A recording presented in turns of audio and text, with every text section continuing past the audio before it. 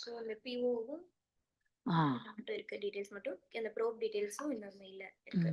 இதுதான் purchase order இல்லையா? 2 இத கொடுங்க. இது வந்து மதன் சார் கொடுத்துருமா?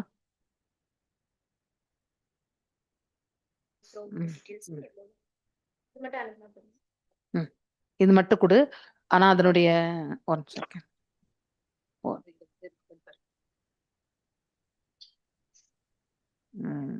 அந்த சிஆர்னுடைய அந்த டேட்ல சிஆர் வந்திருக்கும். அந்த சிஆர் ரிப்போர்ட்ல ஒரு நிமிஷம் இங்க இயக்கம்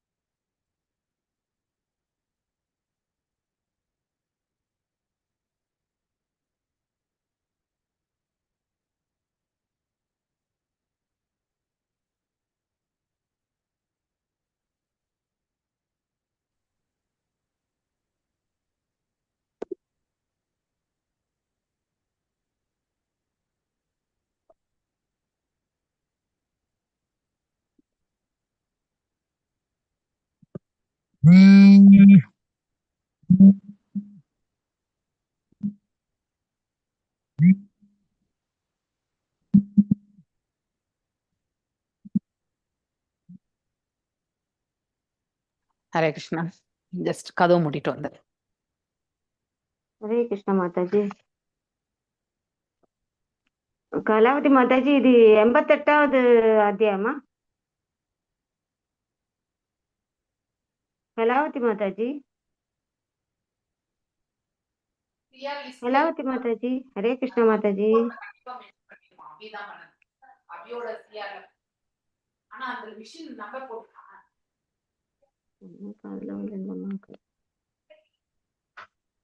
அதுதான் சிஸ்டமேட்டிக் தான்.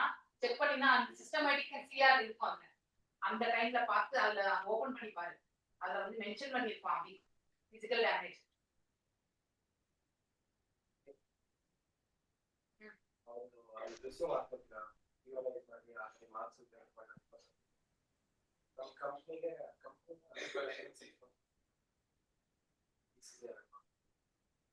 லாஸ்ட் டைம் கேன்சல் ಮಾಡಿ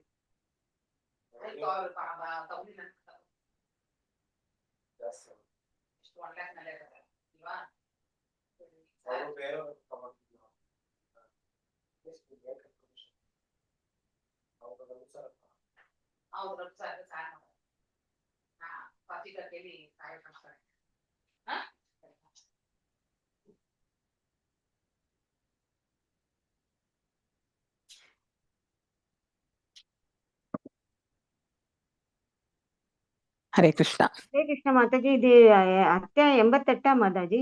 87 இல்ல மாதாஜி. வேதங்கள் ரூபம் கொண்ட வேதம் அந்த இதுதானே 87 பெரிய வேதமூர்த்தியின் பிரார்த்தனைகள். அதுதான் வேதங்களோட பிரார்த்தனை, வேரூபத்தின் பிரார்த்தனைகள். Correct, exactly. அதுலதான் 2வது தானா? இல்லையா, நிறைய நடத்திட்டீங்களா? இல்ல, நான் வந்து இந்த வேதா பேஸ்ல இருந்து தான் எடுக்கிறேன். நீங்க புக் வச்சு தான் படிக்கணும். ஏன்னா அந்த மாதாஜி, ஆனா நீங்க முதல்ல நிறைய நடத்தின மாதிரி இருந்தது. அது பெருசு பெருசா இருக்கு மாதாஜி. அது பர்பட்ஸ் ரொம்ப பெருசா இருக்கு. ஆமா ஆமா. ஓகே, பர்பட்ஸ் ரொம்ப பெருசா இருக்கு.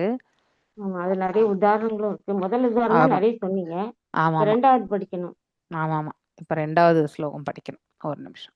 மொத்தம் 50 ஸ்லோகங்களா? எவ்வளவு இருக்கு? 50 இருக்கு. அது ரொம்ப பெருசா இருக்குது. 50 நாள் ஆகும் இது படிக்கிறதுக்கு நமக்கு. சின்ன சின்னதா இருந்தா சின்ன சின்னதா இருந்தா முடிச்சிடலாம். பெருசா இருக்கும்பொழுது நம்மளால ஃபாஸ்டா போக முடியாது. ஓகே. நான் இங்கிலீஷ்ல வச்சிருக்கிறேன். நீங்க தமிழ்ல இருக்கிறவங்க எல்லாரும் புக் எடுத்து வச்சுக்கோங்க. எடுத்து வச்சுட்டு ஷேர் பண்ணுங்க. அதே அந்த புக்ல இருக்கிற அதே பேஜஸ் தான் மாதாஜி இதுலயும். Fine, no issues. ஓம் நமோ பகவதே வாசுதேவாய. ஓம் நமோ பகவதே வாசுதேவாய. ஓம் நமோ பகவதே வாசுதேவாய. ஓம் அஜ்ஞானதிமிராந்தஸ்ய ஞானாஞ்சனேஷலாக்கய சக்ஷுருன்மிலிதம் येन तस्मै श्रीगुरवे नमः. श्रीचैतन्यमनोभीष्टं स्थापितं येन भूतले स्वयं रूपा गदामह्यं ददाति स्वपदान्तिकं. हे कृष्णा करुणा सिन्धु दीनबन्धु जगत्पते गोपेशा गोपिकान्त राधकान्त नमस्तुते. तप्तकाञ्चन गौराङ्गी राधे वृन्दावनेश्वरी ऋषभानुश्रुते देवी प्रणमामि हरिप्रिये. वाञ्छकल्पदारुभ्यश्च कृपा सिन्धुभ्येव च पतितानां पावनेभ्यो वैष्णवेभ्यो नमो नमः. जय श्रीकृष्ण चैतन्य प्रभु नित्यानंद श्री अद्वैत गदाधार श्रीवासादि गौरभक्तवृंद नमो ओं विष्णुपादाय कृष्णप्रेष्ठाय भूतले श्रीमति भक्ति वेदांत स्वामी निधि नामिने नमस्ते सारस्वते देवे गौरवाणी प्रचारिणे निर्विशेष शून्यवादे पाश्चात देशधारिणे जय श्री कृष्ण चैतन्य प्रभु नित्यानंद श्री अद्वैत गदाधार श्रीवासादि गौरभक्तवृंद हरे कृष्णा कृष्ण कृष्ण हरे हरे हरे राम राम राम हरे हरे ஒரே நிமிஷம்.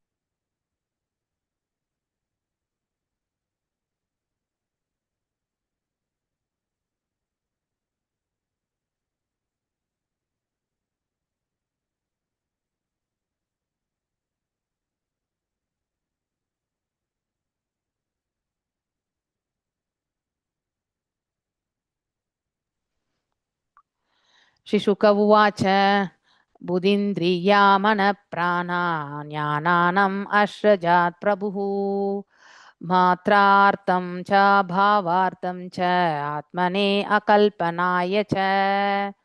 டிரான்ஸ்லேஷனும் போப்பட்டும் வாசிங்க, அது மட்டும் வாசிச்சா போதும். ஹரே கிருஷ்ணா மாதாஜி. ஹரே ஹரே கிருஷ்ணா. கிருஷ்ணா மாதாஜி. நான் இன்னொரு சின்ன ஒரு சஜஷன் சொல்ல விரும்புறேன். எப்போதுமே கலாவதி மாதாஜி தான் ஃபர்ஸ்ட்ல படிக்கணும்னு நினைக்காதீங்க மாதாஜி. நிறைய நியூ டிவோட்டிகளுக்கு எல்லாம் சந்தர்ப்பம் கொடுங்க. கொடுத்ததுக்கு அப்புறம் அவங்க எல்லாம் மாட்டேன்னு சொன்னாங்கன்னு நீங்க படிங்க. எனக்கு தான் படிக்க முடியாது, மத்தவங்களுக்கு எல்லாம் படிக்க முடியுமில்ல. ஜாக்கிரதையா பாத்துக்குங்க மாதாஜி. எல்லாரும் விட்டுட்டு போயிடுவாங்க. அப்புறம் கலாவதி மாதாஜி மட்டும் தான் படிக்கிறாங்க எல்லா கிளாஸ்லயும். சைதன்யா பிரபுலையும் பத்மா மாதாஜிக்கு இடம் இல்ல, பிரேமாக்கும் இடம் இல்ல, அந்த இன்னொரு மாதாஜிக்கு இடம் இல்ல. அவங்க எல்லாம் படிக்கிறதே இல்லை மாதாஜி. இவங்க 2 பேர் தான் மாத்தி படிக்கிறாங்க எப்பவுமே. அது சில பேருக்கு அதே ஒரே குரலை கேட்டா இரிட்டேஷன் வரும், அதை கொஞ்சம் கவனிச்சுக்குங்க. அதனால மாத்தி மாத்தி படிக்க வைங்க, அப்போ இன்ட்ரெஸ்டிங் வரும். நோ ப்ராப்ளம், எல்லாரும் சேர்ந்து படிங்கோ, ஒருத்தராவே படிங்கோ. ஓகே. இல்ல கையை வசதி நீங்களே கூப்பிடுங்க மாதாஜி. இது உஷா மாதாஜி கூப்பிடுற மாதிரி. உஷா மாதாஜி 2 பேரா கூப்பிட்டுடுறாங்க. ஒருத்தர் ஸ்லோகம் படிக்கணும், ஒருத்தர் பொருள் படிக்கணும். அப்படி அவங்களே கூப்பிட்டுடுறாங்க. Okay fine. அது மாதிரி நீங்களே கூப்பிட்டுருங்க, உங்களுக்கு தோணுங்களுக்கு கூப்பிட்டுருங்க Mataji. Fine fine. Thank you Mataji. Fine fine. Okay. Pushpa Mataji வாசி. ஹரே கிருஷ்ணா மாதாஜி. வாசிங்க. ஒரு பக்கம் ஆளுக்கு ஒரு பக்கம் நீங்க வாசிங்க, எல்லாருமே வாசிக்கலாம், டோன்ட் வரி, வாசிங்க. மொழிபெயர்ப்பு. சுகதேவ கோஸ்வாமி கூறினார், பரமபுருஷர் ஜீவராசிகளின் பௌதீக அறிவு, புலன்கள், மனம், அதான மாதாஜி, மற்றும் உயிர் ஆகியவற்றை தோற்றுவித்தார். இதனால் அவர்களால் புலன் நுகர்வுக்கான இச்சைகளில் ஈடுபட்டு பலநோக்கு கர்மங்களில் ஈடுபடும் பொருட்டு தொடர்ந்து பிறவிகளை ஏற்று எதிர்கால வாழ்வுகளில் மேன்மையை அடைந்து இறுதியில் முக்தி அடைய முடியும். பொருளுரை. படைப்பின் துவக்கத்தில் ஜீவராசிகள் பகவான் விஷ்ணுவின் உன்னத உடலுக்குள் ஒடுங்கி கிடக்கும் பொழுது பகவான் ஜீவராசிகளின் நன்மைக்காக புத்தி, மனம் முதலியவர்களின் திரைகளை அனுப்பி படைப்பு தொழிலை ஆரம்பித்து வைத்தார். இங்கு குறிப்பிட்டுள்ளது போல் விஷ்ணு சுதந்திரமுள்ள பகவான் ஆவார். பிரபு ஜீவராசிகள் அவரை சார்ந்திருப்பவர்கள் ஆவர். இவ்வாறாக பகவான் முற்றிலும் ஜீவராசிகளின் பொருட்டே பிரபஞ்சத்தை சிருஷ்டிக்கிறார் என்பதையும் இரக்கம்தான் அவரது நோக்கம் என்பதையும் நாம் புரிந்து கொள்ள வேண்டும்.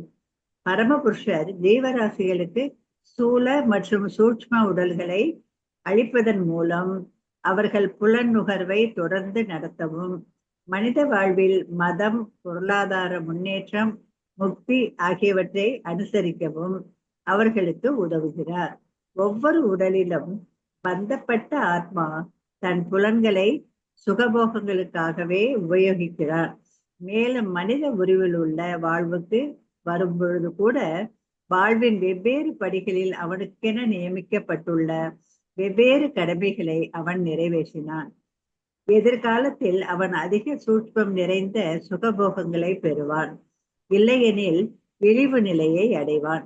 மேலும் படிப்படியாக பௌதீக வாழ்விலிருந்து விடுபட விரும்பும் ஆத்மாவிற்கு முக்திக்கான வழி எப்பொழுதும் திறந்தே உள்ளது.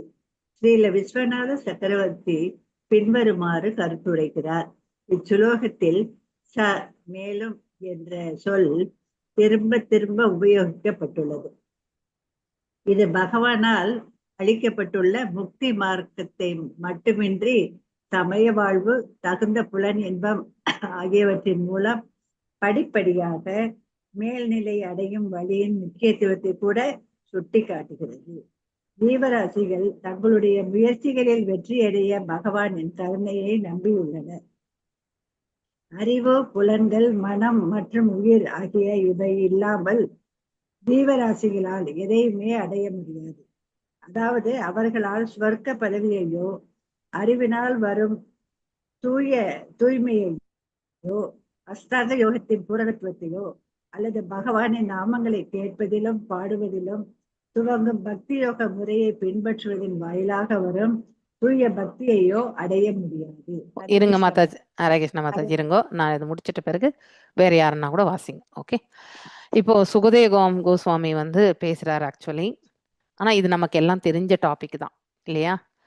அதாவது பௌதிகம், அதாவது ஸ்தூலம், சூக்ஷ்மம் மற்றும் ஆன்மா, இந்த மூன்றுமே நம்ம நிறைய இடங்கள்ல படிச்சிருக்கோம் இல்லையா? ஸ்தூலம் என்பது இந்த பஞ்சமகாபூதங்களால இந்த உடல் இல்லையா? அதுக்கப்புறம் வந்து இதுலயே வந்து புலன்கள் இல்லையா? 10 புலன்கள் மற்றும் புலன்களுடைய செயல்கள் மற்றும் இந்த பௌதிக உலகத்திற்கு சம்பந்தப்பட்ட 3 குணங்களுடைய ஒரு அதாவது பார்த்தீங்கன்னாக்கா அவ்யக்தம் அப்படின்னு சொல்லுவோம், தோன்றாத ஒரு பண்பு இல்லையா? அந்த நிலை. அதோட இந்த சூக்ஷ்மம் என்னது? ஆக்சுவலி மனசு, புத்தி மற்றும் அகங்காரம் இல்லையா? இந்த மூன்றுமே நம்ம படிக்கிறோம். அதோட இந்த இடத்துல உயிர் என்றும் சொல்லப்பட்டிருக்கு, அதுதான் வந்து ஆன்மா இல்லையா? ஆனா பகவான் இந்த பிரபஞ்சத்தை வந்து எதற்காக படைச்சார் அப்படிங்கறத வந்து நாம முதல்ல தெரிஞ்சுக்கணும் இல்லையா? இந்த பிரபஞ்சம் படைக்கப்பட வேண்டிய அவசியமே கிடையாது. ஆனால் நம்மளுடைய அதாவது சில கருத்துக்கள், இது வந்து வியாக்கியானங்கள்ல இருந்து எடுக்கப்பட்ட ஒன்று. சில அதாவது நாம் படைக்கப்படும் பொழுதே வந்து இந்த உலகத்திற்கு அனுப்பி வைத்து பக்குவமடைந்து அந்த உலகத்துக்கு போகிறோம் அப்படிங்கிறது சில ஆச்சாரியார்களுடைய கருத்து. சில ஆச்சாரியார்களுடைய கருத்து நம்ம இதுலேயே கூட படிக்கும் பொழுது நம்ம படைக்கப்படும் பொழுது ஆன்மீக உலகத்திலே இருந்து அங்கே இருந்து நாம் வந்து பகவானுக்கு தொண்டு புரிந்து கொண்டிருக்கும் பொழுதே நாமளும் வந்து பகவானை போல செயல்படணுன்ற அந்த ஒரு எண்ண ஓட்டம் வரும் பொழுது இல்லையா, ஆட்டோமேட்டிக்கலி நாம அவருக்கு தொண்டு புரியக்கூடிய அந்த பாவத்தை இழந்து நம்ம ஆளணும் என்ற அந்த ஒரு மனப்பான்மை வரும் பொழுது நாம அந்த க்ஷணம் இறைவனுடைய உயர்ந்த தன்மை இல்லையா, அதாவது இயல்புகள், அவருடைய செயல்கள், அவருக்கு தொண்டாற்றக்கூடிய இந்த மனப்பான்மை, இது எல்லாமே அந்த ஜீவன் வந்து மறக்கின்றான். அவ்வாறு அந்த க்ஷணம் வந்து என்ன ஆகுதுனாக்கா, நமக்கு எப்பொழுது அந்த மாதிரி ஒரு உணர்வு வருகிறதோ ஆட்டோமேட்டிக்கலி நாம இந்த உலகத்துக்கு நம்மள அங்கிருந்து நம்ம பகவானுக்கு தொண்டு புரிந்து கொண்டிருந்தவர்கள் தான். ஆனால் நம்ம ஆளணும் என்ற அந்த உணர்வு வரும் பொழுது பகவான் அதற்காக என்ன பண்றார்? ஓகே, நீங்க இங்க சென்றால் ஆளலாம் இல்லையா? ஸோ இங்கே வரக்கூடிய மனிதர்கள் எப்பொழுதுமே அடுத்தவர்களை வந்து யாரா இருந்தாலும் இயற்கையிலே இருக்கக்கூடிய குணம் அது இல்லையா? அதான் அவனுக்கு இருக்கக்கூடிய புத்தி கூர்மை, அவனுக்கு இருக்கக்கூடிய இந்த ரஜஸ் மற்றும் தமஸ் குணங்களோடு இருக்கக்கூடிய குவாலிட்டிஸ் இல்லையா, தன்மைகள், மேலும் இந்த இயற்கையினுடைய மற்ற பண்புகள் அப்படின்னு எடுத்துக்கும் பொழுது இல்லையா, இந்த பௌதிக இயற்கை வந்து தற்காலிகமானது ஆனா உண்மையானது. ஸோ அப்படிப்பட்ட நிலை எல்லாமே இந்த இடத்துல தான் நம்ம பார்க்குறோம். ஸோ அந்த அந்த ஒரு அடக்கி ஆளக்கூடிய அந்த குணம் நம்மில் எப்பொழுதுமே இருக்கக்கூடிய அதுதான் அகங்காரத்தினுடைய வெளிப்பாடு இல்லையா? நம்ம எப்பவுமே அடுத்தவங்க நமக்கு ஒத்து போய் நடக்கணும்னு நம்ம எதிர்பார்ப்போம். நாம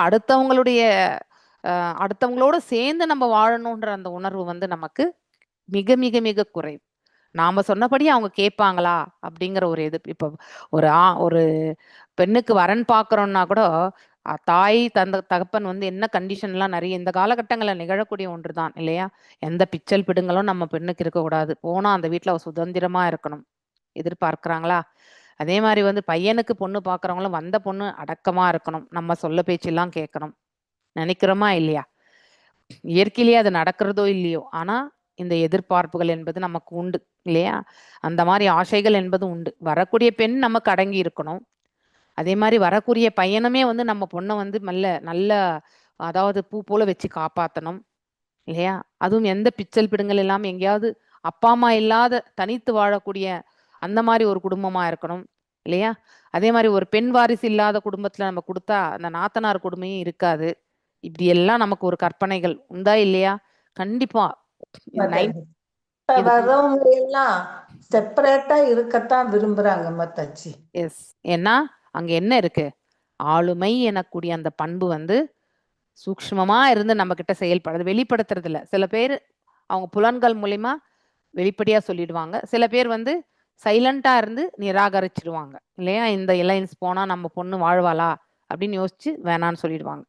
அதாவது அந்த சூழல்ல வாழ முடியாத சூழல் என்று நினைச்சு நம்ம இக்னோர் பண்ணா பரவாயில்ல. ஒண்ணு ஜாதகத்தின் அடிப்படையில, இல்ல குடும்ப வாழ்க்கை முறையில அவங்களுக்கும் நம்ம கலாச்சாரத்துல ஒத்து போகுமான்றது, அந்த இல்ல ரொம்ப ஏழையா இருக்கிறவங்க ரொம்ப பணக்காரர், இந்த ரெண்டும் ஒத்து வராது இல்லையா? ஒரு மாடரேட் ஃபேமிலி, பணக்காரங்களுக்கு பணக்காரங்க தான் ஒத்து வரும், ஏழைக்கு ஏழை தான் ஒத்து வரும் இல்லையா? ஆனா இதுல கிராஸ்ல போகும்போது என்ன ஆகுனாக்கா ஒருத்தர் கண்டிப்பா அர்த்தமே பண்ணிக்க மாட்டாங்க. ஏன்னா இவங்க வாழ்ந்துட்டு இருந்த நிலைமை வேற, இவங்க வாழ்ந்துட்டு இருக்கக்கூடிய நிலைமை வேற. ஸோ அதனால 2 பேருடைய வாழ்நிலைகள் வந்து அவங்க வளர்ந்த விதம் வந்து ஒத்து வரதே கிடையாது. அங்க டிஃபரன்ஸ் ஆஃப் ஒப்பீனியன் பார்த்தீங்கன்னாக்கா நிறைய இருக்கும். ஓகே, அப்படிப்பட்டவர்கள் வந்து கடைசி வரைக்குமே ஒன்றாக வாழ்வது என்பது இந்த காலகட்டத்தில், அந்த காலகட்டத்தில் அதாவது குடும்பத்தை பார்த்தாங்க, இந்த காலகட்டத்தில் பணத்தை பார்க்குறாங்க. ஸோ இந்த அடிப்படையில் தான் நிகழ்ந்துட்டு இருக்கு இல்லையா? ஸோ அப்போ இப்படிப்பட்ட இதெல்லாமே வந்து இந்த உலகத்துல நாம வந்து பகவான் எதற்கு படைத்தார் அப்படின்னாக்கா, ஏன்னா நம்ம இங்க ஒருத்தரை ஆளணும்ன்ற அந்த மனப்பான்மை இருந்ததால தான் அப்படிப்பட்ட உலகத்தை வந்து பகவான் படைச்சார். ஓகே, எதற்காக இந்த உலகம் படைக்கப்பட்டது என்பதை நாம தெரிஞ்சுக்கணும் இல்லையா? நம்மள மாதிரி இருக்கக்கூடிய ஜீவன்கள் வந்து எந்த இடத்துல இருந்தா நம்மளுடைய தேவைகள் எல்லாம் பூர்த்தி ஆகும், எங்கேயுமே எல்லாமே கொடுத்துருக்காரு பகவான் இல்லையா? உண்பதற்கு உணவு இருக்கு, தங்குவதற்கு இடம் இருக்கு இல்லையா? உழைத்து உண்பதற்கான ஒரு வசதிகள் எல்லாமே பகவான் கொடுத்துருக்கார். ஆனா நமக்கு கூடவே நமக்கு என்ன பிடிச்சிருக்கோ அதெல்லாம் நடக்கணும்ன்ற எதிர்பார்ப்புகளையுமே நம்ம அதோடு தான் வந்தோம். அதற்கேற்ற சூழ்நிலைகள் எல்லாம் நாம அட் எனி காஸ்ட் அதை வந்து நிறைவேற்றிக்கணும்ன்ற அந்த குணாதிசயத்தையுமே கொடுத்துருக்கார். ஸோ இப்படிப்பட்ட பாவத்தை கொண்டிருக்கக்கூடிய நாம முழுசா இறைவனை மறந்த பிறகு இங்க வந்துடுறோம் இல்லையா? இங்க வந்த பிறகு கூட உயர்ந்த ஆளுமை யாருன்றத வந்து நம்ம எடுத்துரைச்சா கூட நமக்கு சுலபமா மைண்ட்ல ஏறதே கிடையாது இல்லையா? ஸோ அப்படி இருக்கும் பொழுது மீண்டும் மீண்டும் நாம வந்து பிறவி எடுக்க வேண்டிய ஒரு கட்டாயத்திற்கு நாம தள்ளப்படுகின்றோம். அதே மாதிரி எத்தனையோ பிறவிகள் எடுத்து எடுத்து இல்லையா, ஏதாவது நம்ம வந்து சுக்ருதி பண்ணியிருந்தா இல்லையா, நல்ல ஒரு புண்ணியத்தை பண்ணியிருந்தா அதை வந்து அதாவது நம்மளுடைய வாழ்க்கையில நாம் என்ன செய்யணும் அப்படிங்கறத வந்து உணர்றதுக்கான ஒரு வாய்ப்பு வந்து இறைவனே கொடுக்கிறார். அப்படிப்பட்ட நிலைமையில வந்து நம்ம இந்த உணர்தல் ஏற்படும் பொழுதுதான் இந்த மாதிரியான சாது சங்க சொல்லு மாதாஜி. அந்த இதை ஓபன் பண்றது எனக்கு மறந்து போச்சு மாதாஜி. எது மாதாஜி? புக்கு என்ன புக்கு இருக்கு? என்ன புக்கு? வேதா பேஸ் தான். அப்படியா? வேதா பேஸ், வேதா பேஸ்ன்னு எழுதுங்க வேதா பேஸ்ன்னு எழுதிட்டு அந்த புக்ல வந்துருமா? வேதா பேசன் அந்த குரோம் இல்லையா, அந்த ப்ரௌசர்ல போய் நீங்க வேதா பேசன் போடுங்க, வந்து டென்ஷன் நீங்க டென்ஷனே வச்சுக்காது. இங்க தான் ஸ்கிரீன் போட்டிருக்கேன், நீங்க ஓபன் பண்ணலன்னா பரவாயில்ல, இங்க பாருங்க. ஓகே ஓகே, உங்களுக்கு படிச்சு நான் தமிழ்ல சொல்லிட்டு இருக்கேன், நீங்க பொறுமையா நல்லா கேட்டுக்கோ. ஓகே, டென்ஷனே வச்சு கூடாது. ஓகே, பொறுமையா கேளுங்க, no issues at all. So நான் இங்கிலீஷ்ல சொல்லல, உங்களுக்கு தமிழ்ல தான் சொல்லிட்டு இருக்கேன், அதனால வந்து டென்ஷன் படாம கேளுங்க. ஓகே, சரியா? அது மாதிரி நம்ம பல தடவை இந்த பிரபஞ்சத்துல வந்து நாம பிறவி எடுத்துட்டே ஏதோ ஒரு ஜென்மத்துல நாம வந்து ஒரு நல்ல ஒரு காரியம் செய்து அந்த புண்ணியத்தை நாம பெற்றிருந்தா இந்த மாதிரி நாம சாது சங்கத்துல இணைந்து பகவானுடைய லீலைகள் புகழாரங்கள் இதெல்லாம் நம்ம கேட்கும் பொழுது அல்டிமேட்டா நம்ம வாழ்க்கையில என்ன செய்துட்டு இருந்தோம், இனிமே நாம என்ன செய்யணும் அப்படிங்கிறதையுமே நம்ம உணரக்கூடிய பக்குவத்தையும் கொடுக்குறாங்க இல்லையா? அந்த பரம்பரா கொடுக்கறது, மேலும் பகவானும் கொடுக்கிறார் இல்லையா? கிருஷ்ணருமே நமக்கு வழங்குகிறார். ஸோ அந்த ஒரு ஞானத்தை நாம பெறும் பொழுது அப்படிப்பட்ட மார்க்கத்தை ஏற்றுக்கொண்டு நாம செயல்படணுன்ற ஒரு தீர்வு கொண்டு நாம் என்ன பண்றோம்? இறை தொண்டு ஆற்றுகின்றோம். இதுதான் இந்த ஸ்லோகத்துல வந்து சுகதேவ் கோஸ்வாமி சொல்லியிருக்கார்.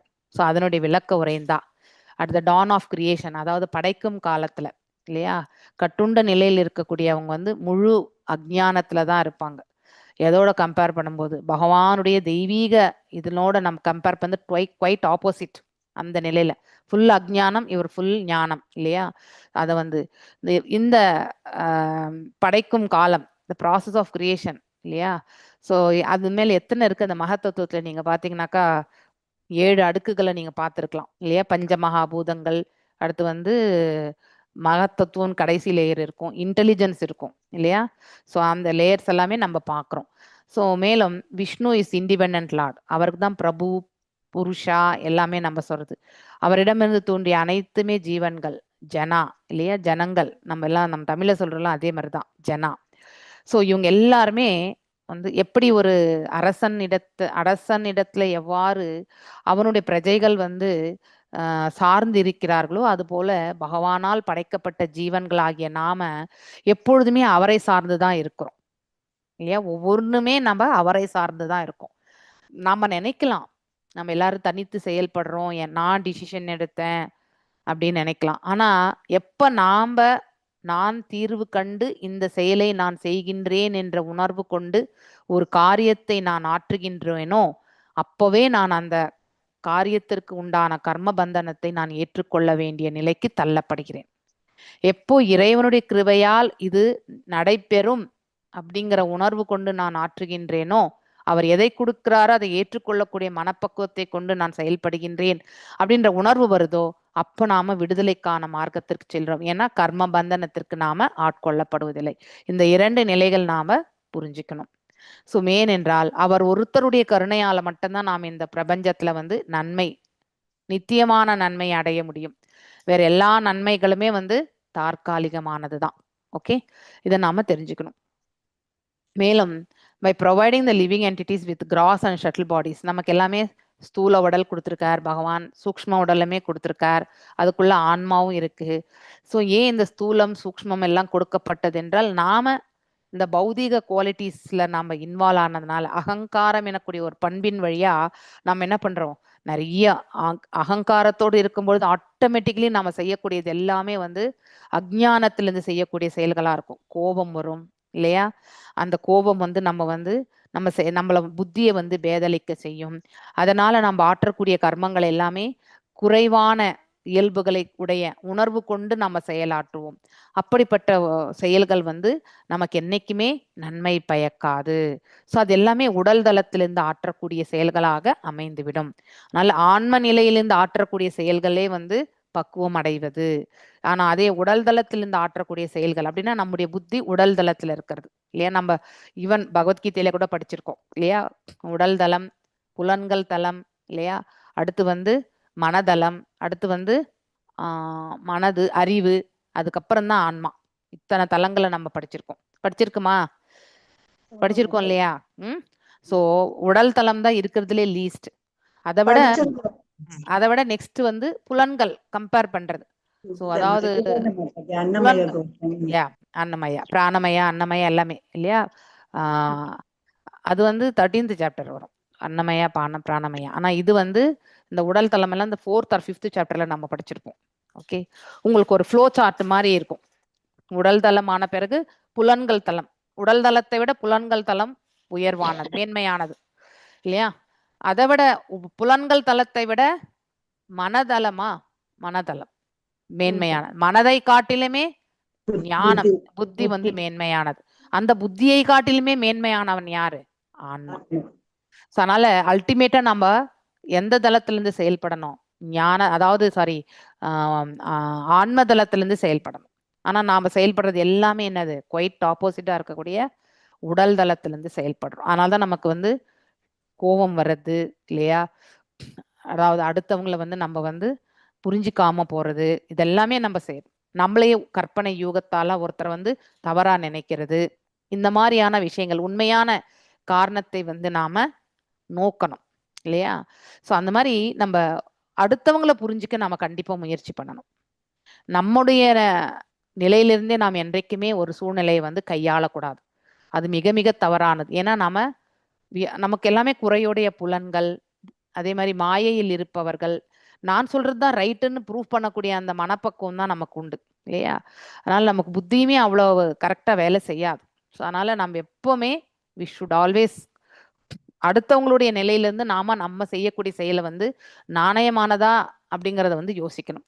நம்முடைய கால்கள் நின்று கொண்டே நம்ம தரப்பிலிருந்து நாம் யோசிச்சோம்னா அடுத்தவங்க சொல்றதனுடைய உண்மையை வந்து ஏற்றுக்கொள்ளக்கூடிய பக்குவம் நமக்கு கண்டிப்பாக இருக்காது. ஓகே.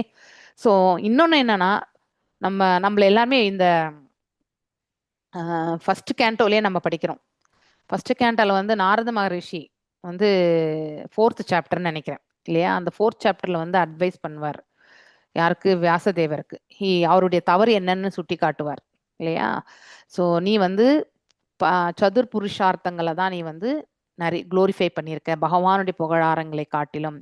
அதனால சதுர் புருஷார்த்தங்களை வந்து அதிக அளவுல வந்து சொன்னதுனால இல்லை எத்தனையோ புராணங்களை எழுதியிருக்கார். யாரு? வியாசதேவர். அதனால ஒரு புராணத்தையும் படிச்சு அந்த தேவதை இந்த தேவதை வந்து இந்த தேவதையிடம் நாம வந்து பக்தி கொண்டா நமக்கு இது கிடைக்கும். ஸோ பேசிக்கலி இங்க வந்து மேலும் மேலும் கட்டுண்டு நிலைய இருக்கக்கூடிய அந்த ஒரு இதுதான் வந்து வேத சாஸ்திரங்கள்ல வந்து யாரு? வேதவியாசர் வந்து தொகுத்து கொடுத்தார். ஸோ எங்கேயுமே வந்து இறைவன் இருக்காருன்றது தெரியும், ஆனா அவருடைய குளோரிஃபிகேஷன் வந்து ரிப்பீட்டடா எங்கேயுமே சொல்லலை. அதனால என்னாச்சுனாக்கா வாழக்கூடிய மக்களுக்குமே அதாவது யாரை கும்பிடணும், எப்படி கும்பிடணும், எந்த கைடன்ஸுமே கிடையாது. அதனாலதான் நம்ம எல்லாருமே தேவ வழிபாடுல நம்ம ஏன் இருந்தோம்னா இதுதான் காரணம். நமக்கு யாருமே வந்து இந்த ஞானத்தை வந்து எடுத்துரைக்கவே இல்லை. அதனாலதான் நாம என்ன தெரிஞ்சதோ அதெல்லாம் நம்ம செஞ்சுட்டு வந்தோம். நாம செய்ததுதான் ரைட், இல்லைன்னா நம்ம பெரியவங்க செய்ததை வந்து அப்படியே பரிபாலிச்சுட்டு வந்தோம். அதனால என்ன ஆச்சுனாக்கா நம்மள மேலும் மேலும் பந்தப்படுத்தக்கூடிய நிலைக்கு தான் நம்ம தள்ளப்பட்டோம். ஆனா எப்பயாவது நம்ம செய்த நற்காரியங்களால் என்ன ஆகுனாக்கா நமக்கு ஒரு வாய்ப்பு வந்து கிடைக்க பெறும்பொழுது அப்ப இறைவனை வந்து பக்தி கொள்றதுக்கான மார்க்கம் நமக்கு கிடைக்கிறது. ஸோ இஃப் யூ ஃபெய்த்ஃபுல்லி, அதாவது இங்க பாத்தீங்கன்னாக்கா அதாவது தர்ம அர்த்த அடுத்து காம இல்லை, காம வந்து இதெல்லாம் செய்யறதுனால, அதாவது இந்த புலன் நுகர்ச்சி எனக்கூடிய அந்த செயலினுடைய விளைவுகள் வந்து ஒருத்தர் வந்து சத்துவ குணத்துல இருக்கும்பொழுது அவங்க செய்யறது வந்து அதாவது அவங்களுடைய இது வந்து அட்லீஸ்ட் அவங்களுக்கு ஃபியூச்சர்ல வந்து இன்னொரு ஜென்மம் எடுத்தா மனிதனாக பிறக்கிறதுக்கான வாய்ப்பும் அதன் மேல் பக்குவம் கொள்றதுக்கான ஒரு மார்க்கமும் அவங்களுக்கு வந்து கிடைக்க பெறும் இல்லையா? எக்கனாமிக் டெவலப்மெண்ட் இதுவுமே வந்து சத்துவ குணத்துக்கு போறதுக்கான வாய்ப்பு கிடைக்கும் இல்லையா? இந்த 2 நிலைகளை கடந்த அந்த புலன் நுகர்ச்சியில் இருக்கிறவங்க முழுசா இருக்கிறவங்களுக்கு வந்து ஒரு குருனுடைய அனுகிரகம் கிடைச்சா மட்டும்தான் அவங்களால போக முடியும். ஸோ அந்த லிபரேஷன், இந்த விடுதலை எனக்கூடிய, அதாவது ஒருத்தருடைய மோட்சத்திற்கான மார்க்கம் இந்த 3 நிலைகளை கடந்து சென்றால் மட்டும்தான். எது வரைக்கும் இந்த தர்ம அர்த்த காமல இருக்குமோ அது வரைக்குமே நாம கட்டுண்ட நிலையில தான் நாம செயல்பட வேண்டியிருக்கும். ஸோ மேலும் if he faithfully discharges his duty and he earns more refined and extensive enjoyment in the future, if not he is degraded. So when the soul is eventually hankering to free from the material life, அதாவது நம்ம ஆத்மா வந்து வேண்டிக்கிறது இந்த பௌதீக உலகத்துல இருந்து விடுதலை கொடு அப்படின்னு சொல்லிட்டு வேண்டிக்கிறது இல்லையா? அது எப்ப வரும்னா நம்ம வந்து பகவானை நம்ம வந்து பக்தி கொள்ளும் பொழுதுதான் அந்த உணர்வு கூட வரும். ஓகே, அப்ப நமக்கு ஆட்டோமேட்டிக்கலி வந்து மோட்சத்திற்கான மார்க்கம் என்பது வழிவகுக்கப்படும். Srila Vishvanatha Chakravarti comments that in this verse repeated use of சா அப்படின்னா இந்த 2-3 பதங்களை நாம வந்து ஞாபகம் வச்சுக்கணும். சான்னு நிறைய இடங்கள்ல வரும்ல, அது எல்லாமே அண்டு அப்படின்னா அதோட இன்க்ளூசிவ். ஓகே, ஸோ இப்போ சித்திரலேகா மாதாஜி வந்து devotee and then she is a teacher and then she is a admin management அப்படின்னு நம்ம அண்ட் போட்டுட்டு வரோம் இல்லையா? அந்த மாதிரி வந்து அந்த அண்டுக்கு பதிலாக அந்த சான்ற சமஸ்கிருத வார்த்தை இல்லையா? ஏதே அப்படின்னு மீன்ஸ் இன் டோட்டல் அப்படின்னு அர்த்தம், அதான் மொத்தமாக அப்படின்னு அர்த்தம். ஏதே மேலும் அர்த்தம். அதாவது ஏதே சாம்ச கலா பும்ச இல்லையா? கிருஷ்ணஸ்து பகவான் ஸ்வயம். ஸோ அதனால அந்த ஏதே என்பதுன்னா இன்க்ளூசிவ், எல்லாமே சேர்த்து அப்படின்னு அர்த்தம். ஓகே, ஸோ மேலும் இந்த சா என்பது வந்து அதோட சேர்ந்து இதுவும் அப்படின்னு அர்த்தம். ஓகே, ஸோ அதனால நமக்கு இந்த 3 விதமான நிலைகளிலிருந்து நம்ம வந்து முக்திக்கான பாதையை நம்ம எடுத்து செல்லலாம். எப்பன்னா நாம தர்மத்தோட, அதாவது நம்முடைய கடமையை வந்து இறைவனை நம்முடைய கடமையாற்றி அதனுடைய பலன்களை இறைவன் திருவடிகளை சமர்ப்பிக்கிறது அப்படின்னா, சமர்ப்பிக்கிறதுனா நான் உன் பாதங்களை சமர்ப்பிக்கிறேன்றத வந்து இல்லை, இறைவனே நீ என்ன வழி காட்டுறியோ அதை செய்யறேன், நான் செய்வதற்கு மட்டும் இங்க வந்து தயாரா இருக்கேன், அவ்வளவுதான். Ready to perform the actions, அவ்வளவுதான். ஓகே, ஆனா as per the will of the lord அப்படிங்கிற அந்த ஒரு இது வரணும். எஸ், சித்திரலேகா மாதாஜி வாசி. பிரேம பிரேம மாதாஜி உங்ககிட்ட புக் இல்லாதனால உங்களுக்கு நான் வாசிக்க சொல்லல. ஏன்னா ஓகே நான் நீங்க தேடுறேன் மாதாஜி. நாளைக்கு தேடிக்கோங்க, இன்னைக்கு கேட்டுக்கோங்க கம்மன். சரி சரி. ஹரே கேட்டுக்கோங்க. கிருஷ்ணா மாதாஜி. ஹரே கிருஷ்ணா. அப்படியானால் பந்தப்பட்ட ஆத்மாக்களின் நன்மைக்காக இவ்வசதிகளை எல்லாம் ஏற்பாடு செய்யும் பரமன் எப்படி உருவமற்றவராக இருக்க முடியும்? உபனிஷதங்கள் பரபிரம்மனை அருவமானவராக காட்டுவதை விட அவரது திரு உருவத்தின் குணங்களை பற்றி அதிகமாக பேசுகின்றன. மாதாஜி அதுக்கு மேல இருக்கக்கூடிய பேராகிராஃப் படிக்கல நீங்க. In all their endeavours. இந்த பேரா மாதாஜி, இந்த பேரா தான் படிச்சுட்டாங்க, படிக்கணும். கட்சி வரைக்கும் முடிச்சுட்டாங்க. பக்தியோ அடைய முடியாதுன்னு படிச்சுட்டாங்க. Okay fine fine. Okay fine. அப்படியானால் பந்தப்பட்ட ஆத்மாக்களின் நன்மைக்காக இவ்வசதிகள் எல்லாம் ஏற்பாடு செய்யும் பரமன் எப்படி உருவமற்றவராக இருக்க முடியும்? உபனிஷதங்கள் பரபிரம்மனை அருவமானவராக காட்டுவதை விட அவரது திரு உருவத்தின் குணங்களை பற்றியே அதிகமாக பேசுகின்றன. உபனிஷதங்களால் விவரிக்கப்படும் பிரம்மன் தாழ்ந்த பௌதிக குணங்களிலிருந்து விடுபட்டவரும் சர்வஞரும் சர்வ சக்தி உடையவரும் அனைவருக்கும் ஈஸ்வரரும் அனைத்தையும் ஆள்பவரும் அகில லோகங்களிலும் வழிபாட்டுக்குரிய இறைவனும் எல்லோருடைய கர்மங்களுக்கும் பலனை அளிப்பவரும் பூரண அறிவு, ஆனந்தம் மற்றும் நித்தியத்தன்மை ஆகியவற்றின் களஞ்சியமும் ஆவார். முண்டக உபனிஷதம் 1.1.9 பின்வாறு குறிப்பிடுகிறது.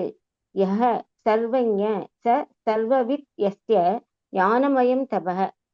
யார் அனைத்தும் அறிந்தவரோ, எவரிலிருந்து பூர்ண ஞானம் வெளிப்படுகிறதோ அவர் அனைவரிலும் சிறந்தவராவார்.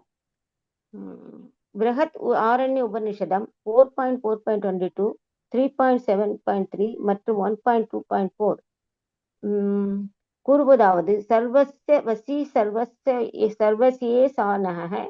அவரே அனைவருக்கும் இறைவனுக்கும் அனைத்துக்கும் ஆள்பவருமாவார். யக பிருத்திவ்யாம் திருஷ்டன் பிருத்திவ்யா ஆந்தர. பூமிக்குள் ஊடுருவி பரவியிருப்பவர். மற்றும் சோ காமயத பகுஸ்யாம். நான் பலவாக மாறுவேன் என்று அவர் விரும்பினார். அவ்வாறே ஐதரேய உபனிஷதம் 3.11 கூறுவதாவது ச ஐஷத தத் தேஜோ ஸ்ருஜதஹ. அவர் தமது சக்தியை நோக்கினார், அது சிருஷ்டியை தோன்றுவித்தது. அதே சமயம் தைத்திரிய உபனிஷதம் 2.1.1 கூறுவதாவது சத்தியம் ஞானம் அனந்தம் பிரம்ம பரமன் எல்லையற்ற உண்மையும் அறிவும் உடையவர். எல்லைக்குட்பட்ட ஜீவாத்மாவும் அதனை படைத்தவரும் எல்லா விதத்திலும் ஒத்திருக்கின்றனர் என்பதை உறுதி செய்ய அருவவாதிகள் அடிக்கடி தத்வம் அசி, நீ அதுவே ஆவாய், சாந்தோக்கிய உபனிஷதம் 6.8.7 என்ற வாக்கியத்தை அடிக்கடி மேற்கொள்ள காட்டுகின்றனர். சங்கராச்சாரியரும் அவரது ஆதரவாளர்களும் இவ்வார்த்தைகளை வேதாந்தத்தின் முக்கிய பொருளை வெளிப்படுத்தும் சில அத்தியாவசியமான வாக்கியங்களின் மகா வாக்கியங்கள் ஒன்றின் அந்தஸ்துக்கு உயர்த்துகின்றனர். ஆனால் வேதாந்த வைஷ்ணவ சம்பிரதாயத்தை சேர்ந்த முக்கிய அறிஞர்கள் இவ்விளக்கத்தை அணுவளவும் ஏற்க தயாராயில்லை. ஆசிரியரான ராமானுஜர், மத்வர், பல வேத வித்யாபூஷணர் முதலானவர்கள் உபனிஷதங்களையும் மற்ற சுருதிகளையும் முறையாக கற்றுணர்ந்து அதற்கேற்ப வேறு பல விளக்கங்களை அறியுள்ளனர். ஹரே கிருஷ்ண மாதாஜி. நெக்ஸ்ட் படிக்குவா? படிங்க மாதாஜி. வேதங்களால் எப்படி பரபிரம்மனை நேரடியாக குறிப்பிட இயலும் என்று பரிஷித்து மகாராஜனின் கேள்விக்கு சுகதேவ கோசவம்யால் பின்வருமாறு விளைவிக்கப்படுகிறது. பகவான் பந்தப்பட்ட சிவராசிகளின் நன்மைக்காக புத்தியையும் மற்ற மூலப்பொருட்களையும் படைத்துள்ளார். இந்த விடை பொருத்தமற்றது என்று நாஸ்திகர் ஒருவன் வாதிடக்கூடும். ஆனால் ஸ்ரீல விஸ்வநாத சக்கரவர்த்தி விளக்குவது போல் சுகதேவரின் விடை உண்மையில் பொருத்தமற்றதல்ல. சுருப்பமான கேள்விகளுக்கு பெரும்பாலும் மறைமுகமாகத்தான் விடையளிக்க வேண்டும். பகவான் ஸ்ரீ கிருஷ்ணர் உத்தவருக்கு உபதேசித்ததாவது பகவதம் 11.2.135 பரோஷவாதாரிஷய பரோஷம் மம ச பிரியம். வேத வல்லுநர்களும் வேத மந்திரங்களும் மறைபொருளுள்ள வார்த்தைகளால் வேதங்களை கையாளுகின்றனர். இத்தகைய ரகசிய வர்ணனைகளால் நானும் திருப்தி அடைகிறேன். தற்போதைய சூழ்நிலையில் யாருடைய சார்பாக பரீட்சித்து மகாராஜன் தன் கேள்வியை கேட்டவரோ அந்த அருவவாதிகளால் நேரடியாக பதிலை உணர்ந்து போற்ற முடியாது. எனவே ஸ்ரீல சுகதேவர் மறைமுகமான ஒரு பதிலளிக்கிறார். பிரம்மமானவர் வார்த்தைகளால் விவரிக்கப்பட முடியாதவர் என்று நீர் கூறுகிறீர். ஆனால் பரமபுருஷர் புத்தி, மனம், புலன்கள் ஆகியவற்றை படைத்திருக்கவில்லை எனில் ஓசையும் உணர்ந்தறியக்கூடிய மற்ற பொருட்களும் இது பிரம்மனை போலவே விவரிக்க முடியாதவையாக இருந்திருக்கும். பிறவிலிருந்தே நீர் குருடராகவும் செவிடராகவும் இருந்திருப்பீர். ஸ்தூல வடிவங்களையும் ஒலிகளையும் பற்றி அறிந்திருக்க வாய்ப்பில்லை. பிரம்மனை பற்றி சொல்லவே வேண்டியதில்லை.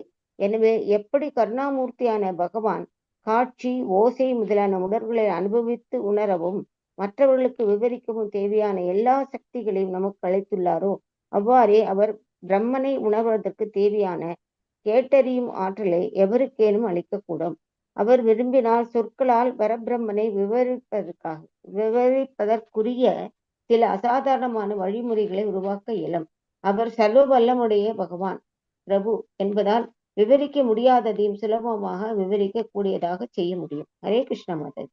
ஹரே கிருஷ்ண மாதாஜி. தேங்க்யூ மாதாஜி. ஹரே கிருஷ்ணா. ஸோ இப்போ நம்ம இது படிச்ச மாதிரி பக்தி யோகம், ஞான யோகம் இதெல்லாம் நம்ம படிச்சிருக்கோம் இல்லையா? பகவானை எப்படிலாம் நம்ம வந்து பக்தி கொள்றாங்க, டிஃப்ரெண்ட் யோகா ப்ராக்டிசஸ். ஆனா அதுல மிக உயர்வானது பக்தி யோகம். ஸோ வெறுமனே நாம கேட்டல் மற்றும் வந்து நாம ஜபங்களை சொல்லுதல். எஸ்மா.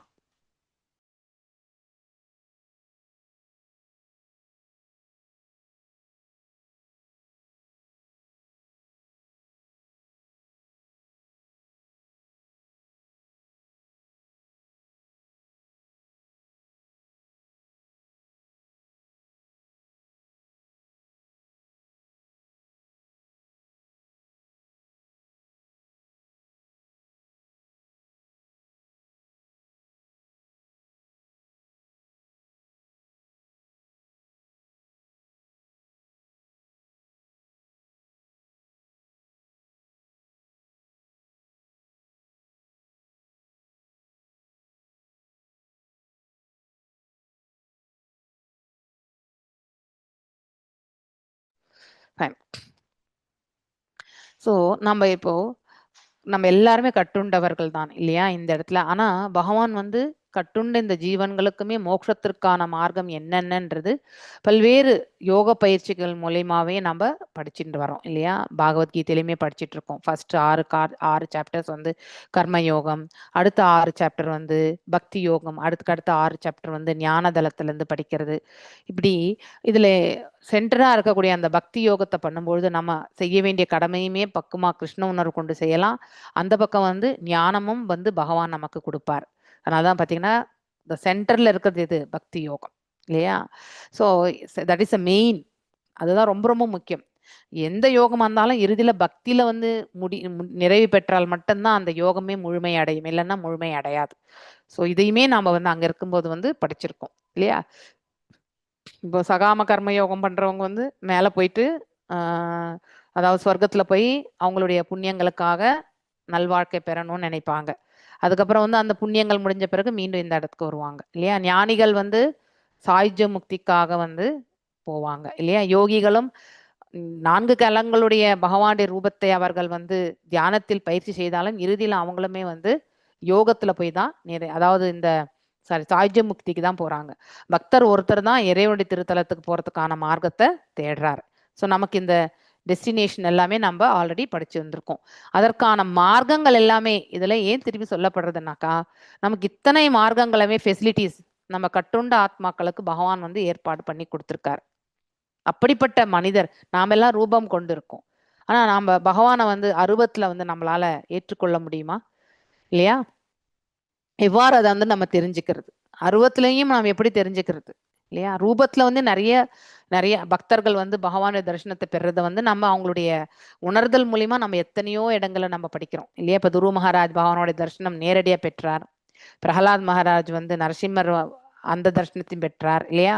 இதெல்லாம் நம்ம வந்து பாக்குறோம், கேட்கிறோம் இல்லையா? அதாவது பாக்குறதுல கேட்கிறோம், அதை புரிந்து கொள்றதுக்கான முயற்சி செய்யறோம். பக்தி இருக்கிறதுனால நம்மளால அதை சுலபமா ஏற்றுக்கொள்ளக்கூடிய மனப்பக்குவம் எல்லாமே இருக்கு. ஆனா அதே அருவத்தன்மை என்று நாம் எவ்வாறு உணர்றது இல்லையா? பகவானுக்கு ரூபம் இல்லை என்றதை வந்து நம்ம எப்படி புரிஞ்சுக்கிறது? ஏன்னா அவரால் படைக்கப்பட்ட ஜீவன்கள் நமக்கே இந்த ரூபம் இருக்கும் பொழுது, இது நித்தியமற்ற ரூபமா இருக்கட்டும், ஆனா நமக்கே இந்த ரூபத்தை கொடுத்திருக்கார். அப்படி அருவத்துல இருந்து எப்படி நாம வந்து அவருடைய பின்ன பகுதியா இருக்க நாம எப்படி ரூபத்தை கொண்டு இருக்க முடியும்? இது நமக்கு இதெல்லாமே ஒரு டவுட் இல்லையா? ஸோ இந்த இதுல நம்ம பார்க்கணும். ஸோ அதனால நாம் என்ன 3 நிலைகளை பற்றி ஆல்ரெடி படிச்சிருக்கோம் இல்லையா? பிரம்மன், பரமாத்மா மற்றும் பகவான் இல்லையா? ஸோ அல்டிமேட்லி அப்சல்யூட் ட்ரூத் வந்து பார்த்தீங்கன்னா அந்த பூர்ணத்தினுடைய பரம்பொருள் வந்து இது வரைக்கும் நம்ம படிச்சது ஃபார் ஃப்ரம் ப்ரெசென்டிங், அதாவது நம்ம வந்து தொன்று தொட்டு நம்ம கேட்கறது, எந்த ஒரு யோக பயிற்சியில் இருக்கிறவங்க எல்லாம் சொல்லுவாங்க இறைவன் வந்து ஆற்றல் தான் சொல்லுவாங்க இல்லையா, நிராகார ரூபம்னு சொல்லுவாங்க. இது இந்த வேர்டு வந்து நிறையவே உபயோகப்படுத்துவாங்க. ஆனா உண்மையிலே அவர்கள் வந்து பகவானுடைய உண்மையான நிலையை வந்து அவர்கள் விவரிக்கவில்லை. இல்லை என்றால் அவர்கள் உணர்தல் வந்து அவ்வளவுதான். இது ரெண்டுத்துல ஒண்ணுதான். ஒன்று அவர்களுடைய உணர்தல் ஒரு சில காரணங்களுக்காக, இது எல்லாமே கூட இறைவனால் வந்து செயல்படுத்தப்படுவதுதான். இப்போ புத்தர் வரும்பொழுது சூன்யவாதம் தான் வந்து பயிற்சி செய்யப்பட்டது. ஏன்னா அந்த காலகட்டத்துல வந்து பலி கொடுக்கறது வந்து அதிகமாக இருந்ததால. ஆனா இப்பயுமே அது மாதிரி யாராவது தோன்றினாதான் நம்ம இந்த நான்வெஜ்ஜையே நிறுத்த முடியும். ஏன்னா இப்போ 95% மேல நான்வெஜ் வந்தாச்சு இல்லையா, நான்வெஜ் இல்லாத இடமே இல்லை, அந்த மாதிரி ஆயிடுது இல்லையா. விலங்குகளை கொல்றது என்பது நம்ம இப்பயுமே ஜாஸ்தி நடந்து கொண்டுதான் இருக்கிறது இல்லையா. ஸோ அந்த மாதிரி ஒரு இது ஒரு ஒரு நிலையில் ஒரு ஒரு சூழ்நிலையில பகவான் ஒரு சில எந்த காரணத்திற்காக எந்த செயலுக்காக அதை வந்து அவர் செயல்படுத்துகிறார் என்பதை நாம புரிஞ்சுக்கணும் இல்லையா. ஸோ முண்டக உபநிஷத்துல பார்க்கணும், அவர் என்ன சொல்றார், யா சர்வஜ்ஞா யா சர்வவித் யஷ்ய ஞான மயம் தபக அப்படின்னா, he who is all knowing from whom the potency of all knowledge comes, he is the wisest of all அப்படின்னா சர்வ ஞானா யா, அதாவது யார் வந்து அனைத்து ஞானத்தையுமே பெற்றவர், சர்வவித் யஷ்யா ஞான மயம் தபக, அதாவது அனைத்து ஆற்றல்களும் இல்லையா, இது எல்லாமே யார் ஒருத்தர் வந்து புரிஞ்சு கொள்கிறாரோ, இவை அனைத்தும் யாரிலிருந்து வருகின்றதோ அப்படிங்கிறவர் தான் வந்து he is the wisest of all அப்படின்னா பரம்பொருள் அவரிடமிருந்து, அவரை பற்றி அவர் ஒருத்தரால தான் புரிஞ்சுக்க முடியும். இறைவனை பற்றி தூய பக்தர்களாலுமே ஓரளவுக்கு தான் புரிஞ்சுக்க முடியும். ஓகே, அதுவுமே as per the will of the lord, பகவானுடைய கிருபை இருந்தா மட்டும்தான் இறைவனை பற்றி நம்மளால வந்து ஓரளவுக்கு புரிஞ்சுக்க முடியும். ஆனா இறைவனால மட்டும்தான் அவருடைய ஆற்றலும் அவருடைய செயல்படும் தன்மையுமே அவர் ஒருத்தரால புரிஞ்சுக்க முடியும். இதுக்கு ஒரு உதாரணமே நாம படிக்கிறது என்னது, சைத்தன்ய சரிதாமிரதம் படிக்கிறோம் இல்லையா. ஸோ அவருடைய அந்தரங்க சக்தியா இருக்கக்கூடிய ராதை இல்லையா. ஸோ ராதையினுடைய பாவம் இல்லையா, அவங்க எப்படி த சீஃப் கோபி என்னாலே வந்து ராதை தான், அவருக்கு தொண்டு ஆற்றுவதிலே சீஃபா இருக்கிறது யாருன்னா ராதை இல்லையா. அவருடைய பக்தி பாவம் அதையெல்லாம் வந்து பகவான் தெரிந்து கொள்ள வேண்டும், இத்தனைக்கும் அவரே வந்து அவருடைய அந்தரங்க சக்தி தான் இல்லையா. ஆனாலும் அதை வந்து தெரிஞ்சுக்கணுன்றதுக்காக அவர் என்ன பண்றார், கிருஷ்ணராகவும் ராதையினுடைய பாவமாகவே சைத்தன்ய மகாபிரபுவாக அவதரித்தார் இல்லையா. ஸோ அவருடைய ஆற்றல் அவருடைய செயல்படும் தன்மை இது எல்லாமே அவர் ஒருத்தரால தான் முழுமையா புரிஞ்சு கொள்ள முடியும், வேற யாராலுமே புரிந்து கொள்ள முடியாது.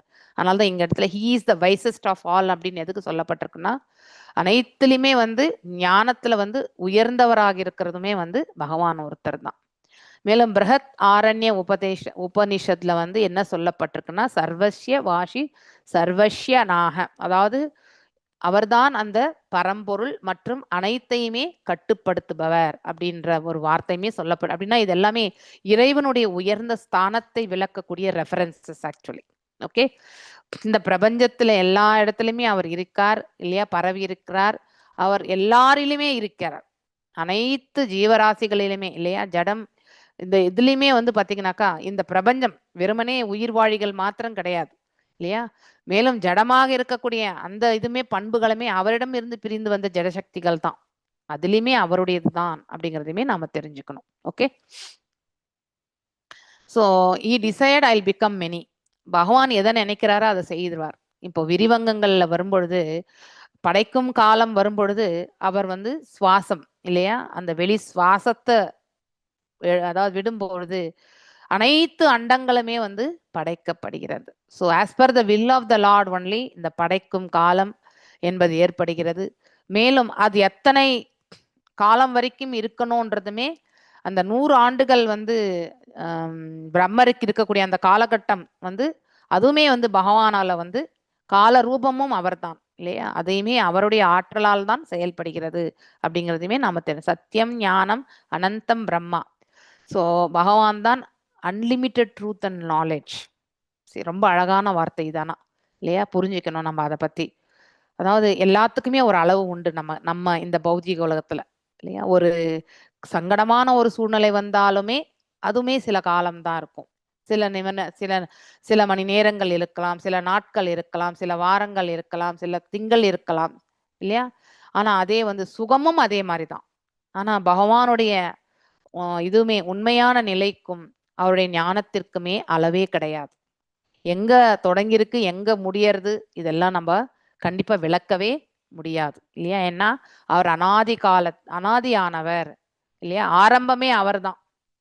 அவருக்கு யாரும் ஆரம்பமாக கொடுத்தது கிடையாது, இல்லையா? நமக்கெல்லாம் அப்பா அம்மா ஆரம்பம், நம்முடைய பிள்ளைகளுக்கு நாம, இல்லையா? நம்மிடமிருந்து தொடங்கியது. ஆனா அவர் தொன்று தொட்டு காலத்துல, இல்லையா, இந்த பிரபஞ்சத்தை படைத்தவரே அவர்தான். ஸோ அதனால அனாதியானவர், அனாதி என்பது அவர்தான்.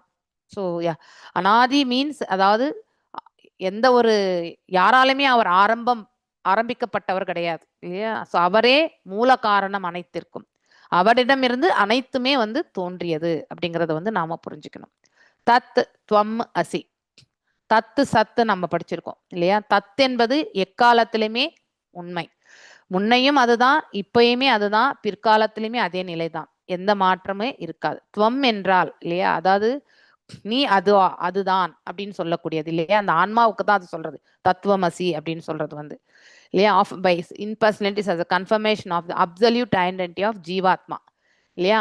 அதாவது ஜீவனை நாம வந்து நீ அதுதான் அப்படின்னா என்ன அர்த்தம்? நாம இறைவனுடைய அந்த நித்தியத்தன்மை கொண்டவர்கள் அப்படிங்கிறத வந்து வெளிப்படுத்துறது. பகவான் நித்தியமானவர், நாமளும் நித்தியமானவர்கள், இல்லையா? இந்த ஜீவாத்மா நிலையில சங்கராச்சாரியா இவங்க இந்த இது வந்து மகா வாக்கியாசா வந்து சொல்லப்பட்டிருக்கிறதா இந்த இடத்துல மேற்கோள் காட்டப்படுகிறது, இல்லையா? த லீடிங் திங்கர்ஸ் வைஷ்ணவாஸ்ல பாத்தீங்கன்னாக்கா இதை வந்து ஏத்துக்க மாட்டாங்க, இல்லையா? ஆச்சாரியா இந்த மேல சொன்ன அந்த கான்செப்ட் என்னன்னாக்கா, நம்ம வந்து இந்த அப்சல்யூட் பிரம்ம நிலை, இந்த ஜீவாத்மா அவர் பரபிரம்மன், நாம வந்து வெறுமனே பிரம்மன், இல்லையா? இந்த பரபிரம்ம நிலையை அடையும் பொழுது சங்கராச்சாரியாரை ஃபாலோ பண்ணி வந்த பிற ஆச்சாரியர்கள் எல்லாமே அந்த இதுல வந்து வரும்பொழுது அவங்க வந்து நீ அந்த நிலையை அடையும் போது நீ இறைவன் ஆகி விடுகிறாய். ஆனா அது இறை நிலை என்று அவர்கள் எடுத்து உரைக்கிறது கிடையாது. இறைவன் ஆகி விடுகின்றோம், நாம் என்றைக்குமே இறைவன் ஆக முடியாது. ஓகே, நாம் என்றைக்குமே இறைவன் அது நீ அது ஆவாய் அப்படின்றது வந்து சொல்லப்பட்டிருக்கு. இந்த ஆன்மா தூய்மையான நிலையை அடையும் பொழுது அதிகபட்சமா 78%, இல்லையா, பிரம்ம நிலை, அந்த பிரம்மனுக்கு இருக்கக்கூடிய குவாலிஃபிகேஷன், இல்லையா, நமக்கு கிடைக்கும். அதுதான் வந்து இந்த ஆன்மா அடையக்கூடிய நிலை. ஆனா பகவான் 100%, இல்லையா, 64 பண்புகளையுமே அவரிடத்தில் உண்டு. ஸோ நமக்கு வந்து 50 பண்புகள் தான், அந்த 14 பண்புகள் நம்ம கிட்ட கிடையாது. அப்படி இருந்தும் நாம வந்து அதுவே வந்து ஒரு மிக உயர்ந்த நிலை, அந்த நிலையிலே ஆனந்தத்தை அனுபவிக்கக்கூடிய நிலைதான். ஆனா அப்படி இருக்கும் பட்சத்துல கூட நாம் என்ன நினைக்கிறோம், இட் ஹஸ் பீன் எக்ஸ்பிரஸ்டு. அதாவது வேத சாஸ்திரங்கள்ல விற்பனரா இருக்கக்கூடிய இந்த, அதாவது இம்பர்சனலிஸ் அருவவாதிகள் வந்து அவங்க வேத சாஸ்திரங்கள்ல விற்பனர்கள், ஆனா அதனுடைய ரைட்டான ஒரு மீனிங் வந்து அவங்க என்னைக்குமே கொடுத்தது கிடையாது. ஸோ ஐ திங்க் ராமானுஜாச்சாரியார் முதல்ல அவர் வந்து அவங்களுடைய குரு யாரு ஆக்சுவலி காஞ்சிபுரத்துல? ஹரே கிருஷ்ணா. அவர் நிறைய குருகளோட ஹேஸ் மல்டிபிள் குருஸ், இல்லையா? அவருமே வந்து அருவவாதி தான். ஸோ பிரகாஷானந்த சரஸ்வதி கிடையாது, அவர் பேர் எனக்கு ஞாபகம் வரல டக்குன்னு. உங்களுக்கு ஆனா சொல்லியிருக்கேன் நான். யாருக்காவது ஞாபகம் இருக்கா? புஷ்பா மாதாஜி உங்களுக்கு ஞாபகம் வருதா? Hare Krishna. So Vallabhacharyar Mataji. No Vallabhacharya is not is guru. Okay, அவர் வந்து என்னவோ பேரு தேசிகன் தானே மாதாஜி? இல்ல, அது வந்து அப்புறமா, அது வந்து அதாவது வைஷ்ணவ ஆச்சாரியாஸ் கிடையாது. இவர் வந்து அத்வைதத்துல இருந்து. ஓகே, ஆரம்ப ஃபர்ஸ்ட் அப்ப அவரை வந்து இது கலைச்சிட்டு போயிட்டு, இல்லையா, வாரணாசிக்கு போறக்கூடிய Venkatesa Bhattathiri. No I think Prakashananda correct Yadava Prakash. அது பிரகாஷான அது ஒண்ணுதான் யாதவ பிரகாஷா. ஓகே, அவரை அழைச்சிட்டு போயிட்டு இவர், அதாவது ராமானுஜாச்சாரியர் நிறைய கொஸ்டின் கேட்பாராம். அதாவது அந்த யாதவ பிரகாஷா என்ன பண்ணுவாருன்னா, அவர் விளக்கம் கொடுக்கறது எல்லாமே வந்து அவர் என்ன உணர்றாரோ அப்படி சொல்றாரு. இது ஒரு மிகப்பெரிய தவறான இது. இப்போ ஆதிசங்கராச்சாரியார் வந்து அந்த மாதிரி இவங்க அதுக்கு பின்னாடி வந்து ஆச்சாரியர்கள் எல்லாம் சொல்ற மாதிரி எல்லாம் அவர் வந்து அந்த மாதிரி ஒரு நிலையில சொல்லிட்டு போகல. ஏன்னா அவரே வந்து கிருஷ்ணருடைய பர்சனல் ஃபார்ம் அவர் ஏத்துக்கொண்டவர் இல்லையா. அவர் அந்த மாதிரி சொல்ல, ஆனா பின்னாடி வந்தவங்க அவங்களுக்கு எவ்வாறு உணர்ந்தார்களோ அத மாதிரி அவங்க சொல்லிட்டு போயிட்டாங்க இல்லையா. எப்பவுமே ஒரு ஆச்சாரியாருடைய கருத்தை ஒத்த உணர்வு தான் நாம கொண்டு போகணும். That is the following of a disciplic succession. ஆனா அங்கே சங்கராச்சாரியார் இருந்து வந்த எத்தனையோ சப் செக்ஸ் எல்லாம் பாத்தீங்கன்னாக்கா அவருடைய ஒரிஜினல் கருத்துக்கள் பிரகாரமே அவர்கள் வந்து அவங்களுடைய கருத்துக்களை வந்து எடுத்துரைக்கல. இது வந்து நிறைய இடங்கள்ல வந்து மேற்கோள் காட்டப்படுகிறது. அதனால அந்த அருவத்தன்மை நானே கடவுள் அப்படிங்கிற ஒரு நிலைக்கு வரைக்குமே சென்றது இல்லையா, அது தவறு. அததான் வந்து பலதேவ் வித்யாபூஷன், மாத்வாச்சாரியா, ராமானுஜாச்சாரியா இவங்க எல்லாருமே வந்து அவங்களுடைய எஸ்பெஷலி மத்வாச்சாரியாருடைய வியாக்கியானங்கள் வந்து அருவவாதிகளை வந்து நிறையவே வந்து அவர் வந்து கண்டனம் பண்ணியிருக்கார் அப்படின்றது வந்து சொல்லப்படுகிறது. ஓகே, ஸோ இது வரைக்கும் தான் நீங்க படிச்சீங்க இல்லையா மாதாஜி? இல்ல இந்த பேராகிராஃப் படிச்சீங்க, கரெக்ட். ஸோ இந்த இடத்துல வந்து பரிஷித் மகாராஜ் என்ன கொஷின் கேட்டாருன்னா, வேதங்கள் எவ்வாறு அந்த பரபிரம்மனை வந்து பரபிரம்மனை பத்தி பேச முடியும்? ஏன்னா அந்த பரபிரம்மனே ஆதியானவர் இல்லையா, அவரால படைக்கப்பட்ட வேதங்கள் தானே இது. அப்படி இருக்கும்போது எவ்வாறு வந்து இந்த வேதங்கள் வந்து இவ்வளவு இதுவா வந்து எடுத்துரைக்க முடியும் அப்படிங்கிற கொஷின் தான் வந்து சுகதேவ கோஸ்வாமி கிட்ட வச்சார். ஸோ இந்த பிரபஞ்சத்தை வந்து பகவானால் வந்து படைக்கப்பட்டது இல்லையா. ஆனா இந்த பிரபஞ்சம் நாம வாழ்ந்துட்டு இருக்கக்கூடிய இந்த அபரா பிரகிருதி வந்து கட்டுண்ட நிலையில இருக்கக்கூடிய ஆத்மாக்கள் வந்து வாழ்வதற்காகத்தான் படைக்கப்பட்டது இல்லையா. ஸோ பட் சுகதேவ கோஸ்வாமி வந்து answer is not actually irrelevant. So Srila Vishnu Chakravarthi Thakurar அவருமே ஒரு ஆச்சாரியா இல்லையா. So answers to the subtle questions must often be phrased indirectly. அதாவது சிலதெல்லாமே சூக்ஷ்மமான நிலையில இருக்கும், ஆனா அதை வந்து வேறு ஒரு விதத்துல தான் நம்ம வந்து எடுத்துரைக்கணும்ன்ற ஒரு கருத்து அந்த இடத்துல சொல்லப்பட்டிருக்கு. ஆனா வேதங்களை வேத சாஸ்திரங்களை வந்து நோக்கக்கூடிய விதம் இல்லையா. ஸோ அது ரொம்பவுமே எந்த ஆங்கிள் நம்ம நோக்குறோம் இன்னும் exotic term and I am also please buy such confidential descriptions அப்படின்னா சில இதெல்லாமே சூக்ஷ்மமான நிலையிலேருந்து எடுத்துரைக்கப்படும். ஆனா அதை வந்து நம்ம டைரக்டா வந்து புரிஞ்சிக்க முடியாது இல்லையா. ஸோ இன்டைரக்டா தான் நம்ம வியாக்கியானங்களை படிச்சு தெரிஞ்சுக்கணும் அதனுடைய நோக்கம் என்ன அப்படிங்கிறது எல்லாமே. சில மந்திரங்கள் நம்ம ஸ்ருதி ஸ்மிருதி ரெண்டுத்தையும் நீங்க எடுத்துட்டீங்கன்னாக்கா ஸ்ருதி மந்திரங்களை வந்து நமக்கு புரிந்து கொள்ற அளவுக்கு நமக்கு நாலேஜ் கிடையாது. ஏன்னா அதனுடைய கருத்துக்கள் பேக்ரவுண்ட் வந்து நமக்கு புரியாது. ஆனா ஸ்மிருதி இந்த புராணங்கள் இதிகாசங்கள் இதெல்லாம் நம்ம வாசிக்கும் பொழுது நமக்கு வந்து சுலபமாக புரியும். அதனால்தான் நம்ம பாகவதம் வந்து நமக்கு ஈஸியா நம்ம எடுத்துக்கிறதுக்கான ஒரு வாய்ப்பு நமக்கு கிடைக்கிறது. அதே வந்து உபனிஷத்களோ அதெல்லாம் நமக்கு வந்து கஷ்டம் இல்லையா. இப்ப நம்ம ஈஷோபனிஷத் படிக்கிறோம், அந்த ஈஷோபனிஷத்துல இருக்கக்கூடிய மந்திரத்தை வந்து டைரக்டா தான் நம்ம படிக்கணும். ஆனா அதுல சிலது ஹிடனான மீனிங் கூட அதுக்கு உண்டு. ஆனா அதை வந்து நாம இன்டைரக்டா தான் நம்ம தெரிஞ்சுக்க முயற்சி பண்ண முடியுமே ஒழிய டைரக்டான மீனிங் எடுத்தா அதனுடைய மீனிங் வந்து போயிடும். இதுக்கு உதாரணம் ஒண்ணு நான் சொல்லணும்னு நினைக்கிறேன். நம்ம இப்போ மந்திரத்தை பத்தி சொல்றதுனால நம்ம காலையில எவ்ரி பாகவதம் கிளாஸ் ஸ்டார்ட் பண்ணும்போது நம்ம நாராயணம் நமஸ்கிருதம் சொல்றோம் இல்லையா. அதுல வந்து தத்து ஜெயம் உதிரயத், அது ஜெயம் என்று நம்ம வாசிக்கணும். சில பேர் அந்த ப்ரொனவுன்சியேஷன் இழுத்து வாசிப்பாங்க இல்லையா, அப்ப இது என்ன ஆகுனா அந்த மீனிங் வந்து மாறி போயிடும். ஸோ அந்த ஜெயம் அப்படிங்கிறது வந்து இழுத்து சொல்லும் பொழுது அது வந்து மனைவி எனக்கூடிய அந்த மீனிங்கை வந்து கொடுக்குமா சமஸ்கிருத இதுல வந்து. அதே வந்து ஜெயம் என்பது வெற்றி இல்லையா. ஸோ அந்த ரெண்டு மீனிங் கலந்தது. ஸோ நம்ம எப்படி ப்ரொனவுன்ஸ் பண்றோன்றதோ அதை பொறுத்து தான் அதனுடைய உண்மையான மீனிங். அதனால்தான் அதாவது சமஸ்கிருத வார்த்தைகளை வந்து நாம கரெக்டா உச்சாடனம் பண்ணணும் அப்படின்னு நமக்கு எதுக்கு சொல்றது. வேத மந்திரங்கள் எல்லாம் கரெக்டா நம்ம உச்சாடனம் பண்ணாதான் அதனுடைய அர்த்தங்கள் வந்து அவ்வாறே வந்து எடுத்துக்கொண்டு அதனுடைய பலிதமும் நமக்கு கிடைக்கும். ஓகே, ஸோ இங்க பாகவதத்துல அந்த ஸ்ட்ரிக்ட் இல்லை, இருந்தாலுமே அதை நாம மீனிங்கை வந்து மாற்றக்கூடாது அப்படிங்கிறது வந்து சொல்லப்படுகிறது. ஸோ இதிகாசங்கள் புராணங்கள்ல நமக்கு வந்து அவ்வளவு என்னது சொல்லுவாங்க அபராதங்கள் கிடையாது. ஆனா வேதங்கள் வந்து ஸ்ருதி மந்திரங்கள்ல வந்து நாம பர்ஃபெக்டா இருக்கணும். அது எந்த ஸ்பிளிட்டப்ல பண்ணியிருக்காங்களோ அதே மாதிரி தான் நம்ம வந்து ரிசைட் பண்ணணும். அதனால அதை தவிர்த்து நாம வந்து தவறுதலான விதத்துல நாம கண்டிப்பா ரிசைட் பண்ணக்கூடாது. ஓகே. அதாவது இங்க எதுக்கு இந்த விளக்கத்தை உங்களுக்கு கொடுத்தேன்னா, சில வார்த்தைகள் வந்து நமக்கு அதனுடைய உள்நோக்கான அர்த்தம் நமக்கு தெரியாது. ஆனா அதை வந்து நேரடியா நம்மளால புரிஞ்சுக்க முடியலனாலும் அதை வந்து இன்டைரக்டா தெரிஞ்சுக்கிறதுக்கான மார்க்கமும் நமக்கு கிடைக்க பெறுகிறது. ஓகே.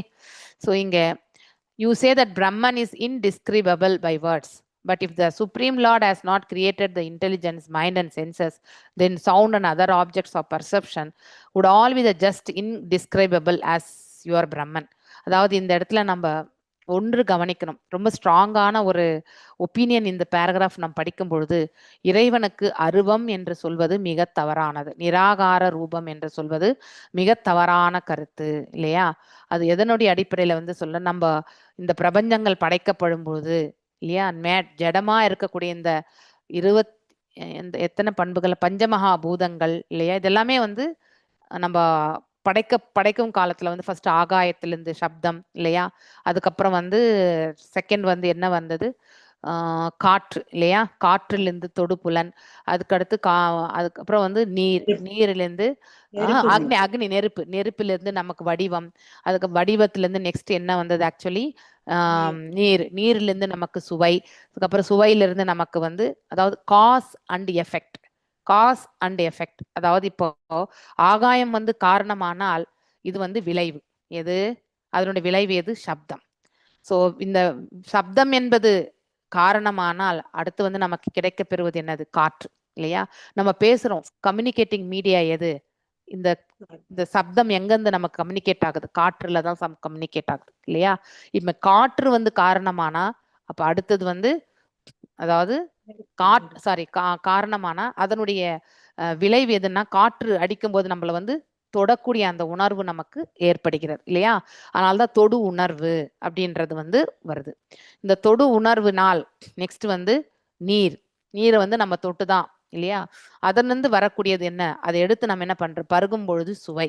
ஒன்றிலிருந்து ஒன்று, காரணம் விளைவு இல்லையா. இப்படி எல்லாவற்றையுமே பகவான் எல்லாவற்றுக்குமே வந்து ரூபம், அதாவது அந்தந்த பண்புகளை எல்லாம் பகவான் கொடுத்திருக்கும் பொழுது இல்லையா, அந்த பரம்பொருளுக்குமே வந்து கண்டிப்பாக ரூபம் என்பது உண்டு. அதை தான் இந்த இடத்துல வந்து ரொம்ப இன்சிஸ்ட் பண்ணி சொல்றாங்க இல்லையா. சோ அப்போ அந்த பரம்பொருளினுடைய அதாவது அந்தரங்க சக்தி தான் இந்த பிரம்மன் என்பது கூட இல்லையா. பரபிரம்மன் என்பது என்ன, ஆற்றல் என்ற நிலை, அது செயல்படுத்தக்கூடிய விதம். அதாவது ஆற்றலை கொண்டவரன் தான் பகவான், இரண்டும் கலந்ததுதான் பகவான், ஒன்று மாத்திரம் கிடையாது. ஓகே. ஸோ அப்போ ஆற்றலோடு இருக்கக்கூடிய அவரே பரம்பொருள் அப்படிங்கிறத வந்து நாம புரிஞ்சுக்க முயற்சி பண்ணணும் இல்லையா. நீரிலிருந்து சுவை, இந்த சுவையான் அந்த நீர் வந்து மண்ணுக்கு செல்லுகிறது இல்லையா. அப்போ நமக்கு வந்து மண்ணுடைய வாசனை, இப்ப மழை பொழிகின்றது என்றால் மண் வாசனை நம்ம அதை ஸ்மெல் பண்றோம். ஸோ இது ஒன்று காரணமானால் இன்னொன்று விளைவு இல்லையா. அந்த விளைவு வந்து காரணமாகும் பொழுது இன்னொன்று விளைவாக வருகிறது. இப்படி it is a chain of actions அப்படிங்கிறத வந்து நாம தெரிஞ்சுக்கணும் இல்லையா. So what to speak of the இப்படிப்பட்ட அற்புதமான காரியம் விளைவையே படைச்ச அந்த பரபிரம்மனுக்கு அவருடைய ரூபம்னுடைய இது வந்து ரூபம் இருக்கின்றது என்பதை நாம் ஏன் ஏற்றுக்கொள்ள மாட்டேங்கிறோம் இல்லையா. நாம எல்லாம் ரூபத்தோட பிறந்திருக்கோம் இந்த இடத்துல. அப்ப நம்மளை படைச்ச பகவான் வந்து கண்டிப்பாக ரூபம் இருக்கின்றது ஏன் நம்ம ஏற்றுக்கொள்ளல. நாம் எல்லாருமே வந்து பகவானுக்கு வந்து நம்மள மாதிரி ரூபம் தான், ஆனா அந்த மாதிரி ரூபத்தை நமக்கு பகவான் கொடுத்திருக்காரு அப்படிங்கிறத நாம தெரிஞ்சுக்கணும். சோ நம்மள ரெஃபரன்ஸ் வச்சு நம்ம பகவானை சொல்லக்கூடாது, பகவானுடைய ரெஃபரன்ஸ் வச்சுதான் நம்மள பேசணும். ஏன்னா அவரிலிருந்து தான் நாம தோன்றியவர்கள் அப்படிங்கிறத வந்து கிளியரா நம்ம புரிஞ்சுக்க முயற்சி பண்ணணும் இல்லையா. What to speak. So just the merciful lord has given all faculties of perception of for experience. இதெல்லாம் நம்ம உணர்றதுக்கு வந்து சப்தத்தை கொடுத்துருக்கார், பார்வையை கொடுத்துருக்கார் இல்லையா. நமக்கு ருச்சிக்கக்கூடிய அந்த டேஸ்ட்டை கொடுத்துருக்கார், தொடுபுலன் கொடுத்துருக்கார் இல்லையா, எல்லாத்தையுமே கொடுத்துருக்கார். ஸோ இப்படி இருக்கும்பொழுது இதெல்லாமே இறைவனுடைய படைப்பு என்று நம்ம பார்க்கும் பொழுது ரொம்ப பிரமிப்பானது. நம்மளால ஒன்று படைக்க முடியுமா, கண்டிப்பா படைக்க முடியாது இல்லையா. ஏதாவது ஒண்ணு படைக்க முடியுமா, கொடுத்துருக்கக்கூடிய இன்கிரீடியன்ஸே ப்ராப்பரான விதத்துல வந்து சமைச்சு நம்ம அடுத்தவங்களுக்கு கொடுக்கறதே வந்து நம்ம மூடு சரியா இருந்தா தான் பண்ணுவோம் இல்லையா. மூடு சரியா இல்லைன்னா எல்லா ஐட்டமும் அதுல போட்டிருந்தா கூட அதனுடைய சுவையை நம்மளால அதாவது சுவையை வந்து நல் சுவையா மாற்ற முடியாது இல்லையா. இருப்பதையே நம்ம வேறு ஒரு காம்பினேஷனை பண்ணி தான் நம்ம அடுத்தவங்களுக்கு கொடுக்க போறோம் இல்லையா? இப்போ பூமி இருக்கு, பூமியை வந்து நம்மளால படைக்க முடியாது இல்லையா? அதே மாதிரி மரஞ்செடி கொடிகள் எல்லாமே வளருது, விதையை தான் நம்ம போடுறோம், ஆனா அவை அனைத்துமே இறைவனுடைய கிருபையால வளர்க்கின்றது இல்லையா? ஸோ அது கொடுக்கக்கூடிய கனிகள் எல்லாமே எந்த மாதிரி கனி கொடுக்கும் நம்மளால ப்ரெடிக்ட் பண்ண முடியுமா? முடியாது இல்லையா? எதுவுமே நம்ம கையில கிடையாது. So every thing under the mercy of the lord அப்படிங்கிறத வந்து ஃபர்ஸ்ட் நாம புரிஞ்சுக்கணும். He's after all the almighty lord and you can see easily make the describable also describable. அதாவது வர்ணிக்க முடியாத ஒன்றை கூட வர்ணிக்கிற அளவுக்கு எடுத்துட்டு போகக்கூடிய சக்தி வந்து பகவான் ஒருத்தருக்கு தான் உண்டு. எப்படின்னா அந்த அந்த அந்த ஒரு அது செயலா இருக்கலாம், ஒரு பொருளா இருக்கலாம் இல்லையா? அதனுடைய அனைத்தையுமே அந்த பண்புகளை வந்து விளக்கக்கூடிய அந்த இதை வந்து பகவான் நமக்கு வந்து கொடுப்பார். ஓகே, அதை புரிஞ்சுக்கக்கூடிய கெப்பாசிட்டியுமே அவருடைய விருப்பம் இருந்தால் மட்டும்தான் நம்மளால புரிஞ்சுக்க முடியும். As per is will. எதையாவது புரிந்து கொள்ளாத ஒன்றை கூட நம்மள புரிந்து கொள்ள வைக்கிறது வந்து அவருடைய கருணை அப்படிங்கிறத வந்து நாம தெரிஞ்சுக்கணும். ஓகே, அடுத்து யார் வாசிக்கிறீங்க? அடுத்து நான் வாசிக்கிறேன் மாதாஜி. வாசி. பரபிரம்மனை வேத வாக்கியங்களிலிருந்து அறிய முடியும் என்று பகவான் தமது மச்சாவதாரத்தில் சத்தியவிரத மகாராஜனுக்கு உறுதியளிக்கிறார். மதியம் மகிமானாம் ச பரம் பிரக்மேதி சப்திதம் வேத்யஸ்யசி அனுகிரகீதம் மே சம்பிரசன்ன விவ்ருதம் கிருதி.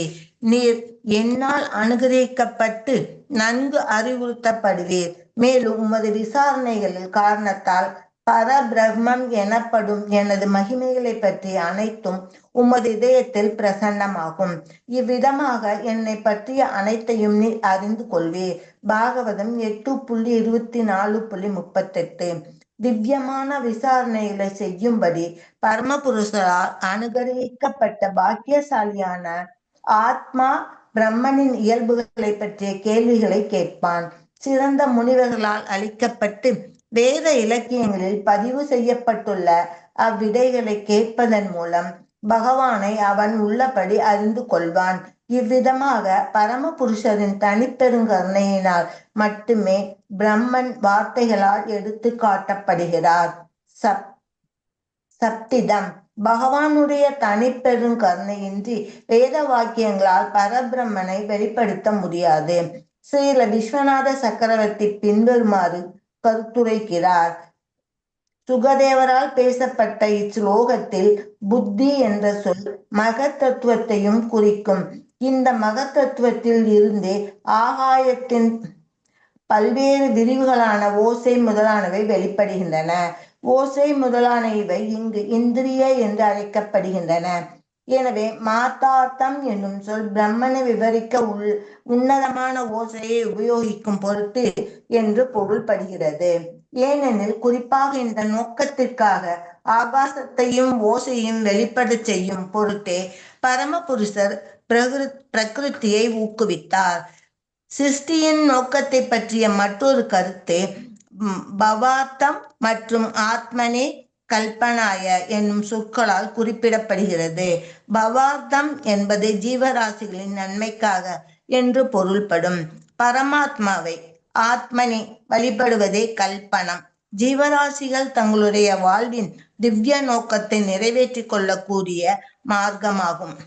ஜீவராசியானவன் புத்தி, மனம் மற்றும் புலன்கள் ஆகியவற்றை உன்னதமான தூய நிலைக்கு கொண்டு வந்திருந்தாலும் அல்லது இன்னும் கொண்டு வரவில்லை என்றாலும் இம்மூன்றும் பரமபுருஷரை வழிபடுவதில் உபயோகிப்பதற்கென உள்ளவையே. தூய்மையடைந்த பக்தர்களும் தூய்மையடையாத பக்தர்களும் எப்படி தங்களுடைய புத்தி, மனம், புலன்கள் ஆகியவற்றை பகவானை வழிபடுவதில் உபயோகிக்கின்றனர் என்பது கோபாலதாபனி உபநிஷதத்திலிருந்து பூர்வ 12 மேற்கோள் காட்டப்பட்டுள்ள பின்வரும் ஸ்லோகத்தில் விவரிக்கப்படுகிறது.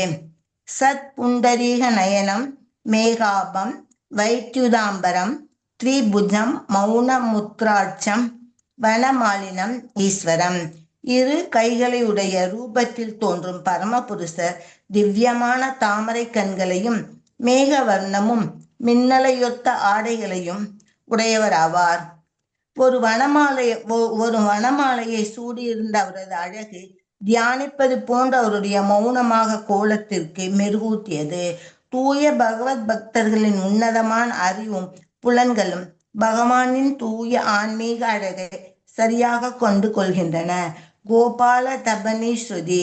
பகவான் ஸ்ரீ கிருஷ்ணரின் கண்கள், தேகம், ஆடை ஆகியவற்றை முறையே தாமரை, மேகம் மற்றும் மின்னல் ஆகியவற்றுடன் ஒப்பிடுகிறது. பக்தர்களின் ஆன்ம தரிசனமும் இதுதான். மற்றொரு புறம் தூய்மையடையும் வழியில் ஈடுபட்டுள்ள சாதன பக்தர்கள் பரமபுருஷனின் எல்லையற்ற ஆன்மீக அழகை மிக குறைவாகவே உணர்ந்துள்ளனர். ஆயினும் கோபால தபானி உபனிஷத்துள்ள இதை போன்ற சாஸ்திர குறிப்புகளை கேட்பதன் மூலம் அவர்கள் அனுபவமற்ற தங்களுடைய திறமையை முழுமையாக பயன்படுத்தி அவரை தியானிப்பதில் ஈடுபடுகின்றனர்.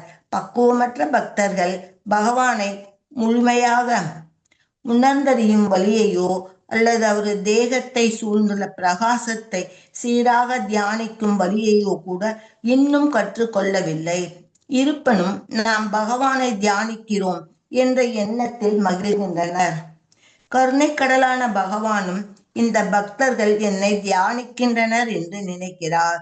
இவர்களது பக்தி பக்குவமடையும் பொழுது இவர்களை தமது அந்தரங்க சேவையில் ஈடுபடுத்தி தமது பாதங்களில் இழுத்துக் கொள்கிறார். இவ்வாறாக பரமனின் கருணையால் மட்டுமே அவரது சுயரூபத்தை வேதங்களால் அடைய முடியும் என்பது முடிவு. ஹரே கிருஷ்ணா மாதாஜி. தேங்க்யூ மாதாஜி. ஹரே கிருஷ்ணா. ரொம்ப அழகான விளக்க உரை. ஸோ இவ்வாறு ஒருத்தருடைய வியாக்கியானங்களை வச்சு நம்ம படிச்சுட்டு வரோம் இல்லையா? ஒரு ஆச்சாரியாருடைய விளக்க உரை இதெல்லாம் கொண்டு இதுல அத்வைதம் இருக்கு, துவைதம் இருக்கு, விசிஷ்டாத்வைதம் இருக்கு இல்லையா? நமது என்னது அச்சிந்த வேத தத்துவம் சைத்தன்ய மகாபிரபு இல்லையா? பகவானும் பரம்பொருளும் இந்த ஜீவாத்மாவும் நித்தியத்தன்மையில் ஒன்றாவனவர்கள், ஆனால் அளவில் மட்டும் வேறுபட்டவர்கள். நாம அணு ஆத்மா, பகவான் விபு ஆத்மா அப்படிங்கிறதுமே நமக்கு சைத்தன்ய மகாபிரபு எடுத்துரைச்சிட்டு போயிருக்கார் இல்லையா? ஆனா இந்த உடல் அழிவடையக்கூடியது. ஏன்னா இது பௌதீக பொருட்களால் ஆனது. இந்த ஜீவன் எந்த காலம் வரைக்கும் இந்த உடல்ல இருக்கோ அது வரைக்கும் தான் இந்த உடல் இயங்கின்னு இருக்கும். அதற்கு பிறகு இந்த உடல் பிரயோஜனமற்ற நிலைக்கு செல்லும் அப்படிங்கிறது எல்லாமே நம்ம படிக்கிறோம் இல்லையா? ஸோ ஃபர்தர் இப்போ இந்த கேள்விக்கும் பதிலுக்குமே நம்ம கேள்வி என்ன கேட்டாருனாக்கா, பரீட்சித் மகாராஜ், வேதங்கள் எல்லாம் பகவானால படைக்கப்பட்டது இல்லையா? அப்படிப்பட்ட அந்த பகவானால் படைக்கப்பட்ட வேதங்கள் எவ்வாறு பகவானை அறிந்து கொள்வதற்கான அந்த விளக்கத்தை எல்லாம் கொடுக்க முடியும் இல்லையா அப்படிங்கிற ஒரு கொஸ்டின் இல்லையா? ஸோ அப்படி இருக்கும் பட்சத்துல இந்த கேள்வி பரீட்சித் மகாராஜா கேட்கும் பொழுது அதுக்கு இறைவனுடைய கிருபை இருந்தா எவ்வாறு ஒரு சாதாரண மனிதனா இருக்கக்கூடியவங்க கூட தூய பக்தன் ஆகின்றானோ அது போல வேதங்கள் இறைவனுடைய அனுகிரகம் இருக்கும் பொழுது பகவானுடைய புகழாரங்களை எடுத்துரைக்கிறதுக்கான மார்க்கமும் அவர்களுக்கு கிடைக்க பெறுகிறது. அதனால வேதங்கள் பௌரேஷம், ஆனால் இறைவனை பற்றிய புகழாரங்கள் எடுத்துரைக்கிறதுக்கு அவங்களுக்கு முழு தகுதியுமே இறைவனால வழங்கப்பட்டது அப்படின்னு தான் இந்த இடத்துல கருத்து முடிக்கிறது. ஓகே, ஸோ இந்த ஒரு கருத்தை மட்டுமே நாம புரிஞ்சுக்கணும். Further understanding the purpose of creation is spoken by the words பாவார்த்தம் அண்ட் ஆத்மனே கல்பனாய. அதாவது எதற்கு படைக்கணும் அப்படிங்கிறதுக்கு இந்த ரெண்டு வார்த்தைகளுக்கு மேல சொல்லப்பட்டிருக்கு. பாவ அர்த்தம். ஓகே, பாவா அர்த்தம் அண்டு ஆத்மனே கல்பனாய. அதாவது கல்பனாய என்று படிக்கிறத அகல்பனாய அப்படின்னு எடுத்துக்கணும்ன்றத சொல்லியிருக்காங்க. பாவார்த்தம்னாக்கா இங்க இருக்கக்கூடிய இந்த உயிர்வாழிகளுடைய நன்மைக்காக. கல்பனம் என்றால் தொழுதல் என்று பொருள். அதாவது யாரை தொழுறது? பகவானை தொழுதல் என்று பொருள். ஸோ யாரை பகவானை தொழுவார்கள்னாக்கா ஜீவராசிகளாகிய நாமத்தான். Can fulfill the divine purpose for which they exist. அவங்க எதற்காக இந்த பிரபஞ்சத்துல இந்த ஜீவராசிகள் அவதரித்திருக்கிறாங்களோ அந்த உண்மையான நோக்கத்திற்கு அந்த பகவானுக்கு செய்யக்கூடிய தொண்டு உபயோகப்படும். அப்படின்னா இந்த ஜீவராசிகளுடைய இலக்கு என்ன? முதன்மை இலக்கு இறைவனுடைய திருவடிகளை சேர்வதுதான் இல்லையா? அந்த இலக்கு என்பது அவர்கள் அடைய பெறுகிறார்கள் அப்படிங்கிறது இந்த இடத்துல அதற்கான பக்குவத்தை இந்த புலன்கள் மனசு கொள்ளும் பொழுது புத்தியுமே அந்த மாதிரி ஒரு விஷயத்துல செயல்படும். இது அனைத்துமே இறைவனுடைய கிருபையால தான். நம்ம இந்த ஒரு பேராகிராஃப் இந்த ஸ்லோகத்துல இருந்து நம்ம படிக்கும் பொழுது ஒன்று ரொம்ப ரொம்ப தெளிவாகிறது என்னன்னாக்கா, without the mercy of lord, இறைவனுடைய கருணையின்றி நாம் எதையுமே செய்ய முடியாது, எதையுமே புரிஞ்சு கொள்ள முடியாது இல்லையா? எத்தனையோ வாட்டி நமக்கு சொல்லி கொடுத்துருப்பாங்க இல்லையா? இந்த வார்த்தைகள் திருப்பி வர மாதிரி தான் இருக்கும். ஆனா அதை ஆழ்ந்து உணரக்கூடிய அந்த பக்குவத்திற்கு நாம செல்லணும். எப்ப நாம சீரியஸா இதை கேட்டு தெரிஞ்சுக்கிறோம்னு நினைக்கிறோமோ அப்போ பகவான் உள்ளுக்குள்ள இருந்து நமக்கு இதனுடைய கருத்துக்களை உள்ளபடி நமக்கு அறிவிப்பார். ஆனா அதுலயே ஈடுபாடு இல்லாம ஏதோ நான் கேட்கணும் கிளாஸ் அப்படின்னு உட்கார்ந்துருந்தோம்னா ஏதோ நம்ம நார்மலா ஒரு ஸ்டோரி கேட்குற மாதிரி கேட்டுட்டு நம்ம போயிட்டே இருப்போம். அங்கே இறை உணர்விற்கான உந்துதலோ இல்ல அதை புரிஞ்சுக்கணுன்ற அந்த ஊக்குவிப்போ எதுவுமே இருக்காது அந்த ஜீவனுக்கு. ஆனா இதை பத்தி தெரிஞ்சுக்கணுன்ற அந்த உந்துதலோட அமர்ந்தா கண்டிப்பா நாம ஒரு ஸ்டெப் வச்சா பகவான் 100 ஸ்டெப் வச்சு நமக்கு அதை புரிஞ்சுக்கிறதுக்கான வாய்ப்பை கொடுப்பார். ஸோ அதுல இருந்து என்ன தெரியறது, இறைவனுடைய கிருபை இல்லாம நம்ம எதுவுமே பண்ண முடியாது. அப்ப சாதாரண ஜீவர்களாகி இருக்கக்கூடிய நமக்கு இந்த மாதிரி இருக்கும் பொழுது இந்த பிரபஞ்சத்துல படைச்ச அனைத்துமே அவருடைய உத்தரவின்றி எதுவுமே நடக்காது இல்லையா? சோ அப்படி இருக்கும் பட்சத்துல வேதங்கள் அவரால் படைக்கப்பட்டது. ஆனால் அவை ஏன்னா அவருடைய ஆட்டோமேட்டிக்கலி வந்துட்டே இருக்கும். ஸ்ருதி ஸ்மிருதி மந்திரங்கள் எல்லாமே பகவானுடைய இதுல இருந்து வாயில இருந்து பாத்தீங்கன்னாக்கா அவருடைய உடல் நாளங்கள் எல்லாமே வரும்ன்றது நம்ம படிக்கிறோம் இல்லையா? ஆட்டோமேட்டிக்கலி அவருடைய சுவாசத்துல இருந்தே வரும்னு சொல்லப்படுகிறது இல்லையா? வேத மந்திரங்கள் அனைத்துமே. ஸோ அப்படின்னா இஸ் ஃபுல் ஆஃப் வேதாஸ் இல்லையா? அவர் ஃபுல்லா வேதங்களுடைய இதுல தான் அவருடைய இதை நம்ம எக்ஸ்பிரஸ் பண்ண முடியும். ஸோ அந்த மந்திரங்கள் தான் அவ்வளவு, அதாவது ஆற்றலை அவர் அவரால் படைக்கப்பட்ட அந்த மந்திரங்கள் அவ்வளவு ஆற்றல் படைத்தது. ஏன்னா அவருடைய சுவாசமே அந்த மந்திரங்களாக இருப்பதால் நாம் எல்லாரும் கூட நம்ம ஆத்ம ரூபத்துல பவர்ஃபுல் தான் சிறிய அளவுல இல்லையா? ஏன்னா அது நித்தியம். அவருடைய பண்போட நம்ம வந்திருக்கோம். சில பேர் பார்த்தீங்கன்னாக்கா தெய்வீக கலா அதாவது கலையோடு இருப்பாங்க. பக்தியில நிறைய பேர் இந்த கோபால தப்பனி ஸ்ருதியில நம்ம படிக்கிறது இதுதான். சில பேருக்கு பகவானுடைய கண்கள் தாமரை போன்றது, அவருடைய கார்மேகம் போன்ற திருமேனி, இதெல்லாம் நம்ம கேட்கிறோம் இல்லையா? மின்னலை போல பிரகாசமான அவருடைய தேகத்தை கவர்ந்திருக்கக்கூடிய அந்த எஃப்ளுஜன்ஸ் சொல்லுவாங்க, அதாவது பிரம்ம ஜோதிர், இதெல்லாம் நம்ம படிக்கிறோம். ஸோ இதெல்லாம் நம்ம படிக்கும் பொழுது இல்லையா நம்முடைய உள்ளமுமே தூய்மை அடைகிறது இல்லையா? அவ்வளவு மேன்மையானவர் இல்லையா? ஒருவேளை நமக்கு அந்த தரிசனம் பெற்றா எப்படி இருக்கும் அப்படிங்கிற உணர்வு நமக்கு வரும். ஸோ இந்த தெய்வீகத்தை உணரக்கூடியவங்களுக்கு பார்த்தீங்கன்னாக்கா பகவானிடத்துல என்ன தெய்வீகமான அந்த அதாவது என்னது சாரூபியம் அப்படின்னு சொல்றோம் இல்லையா? அந்த தெய்வீக கலையுமே அந்த பக்தர்களுக்குமே வரும். சில டிவோட்டிஸ் பார்க்கறதுக்கு ரொம்ப ரொம்ப தேஜஸா இருப்பாங்க.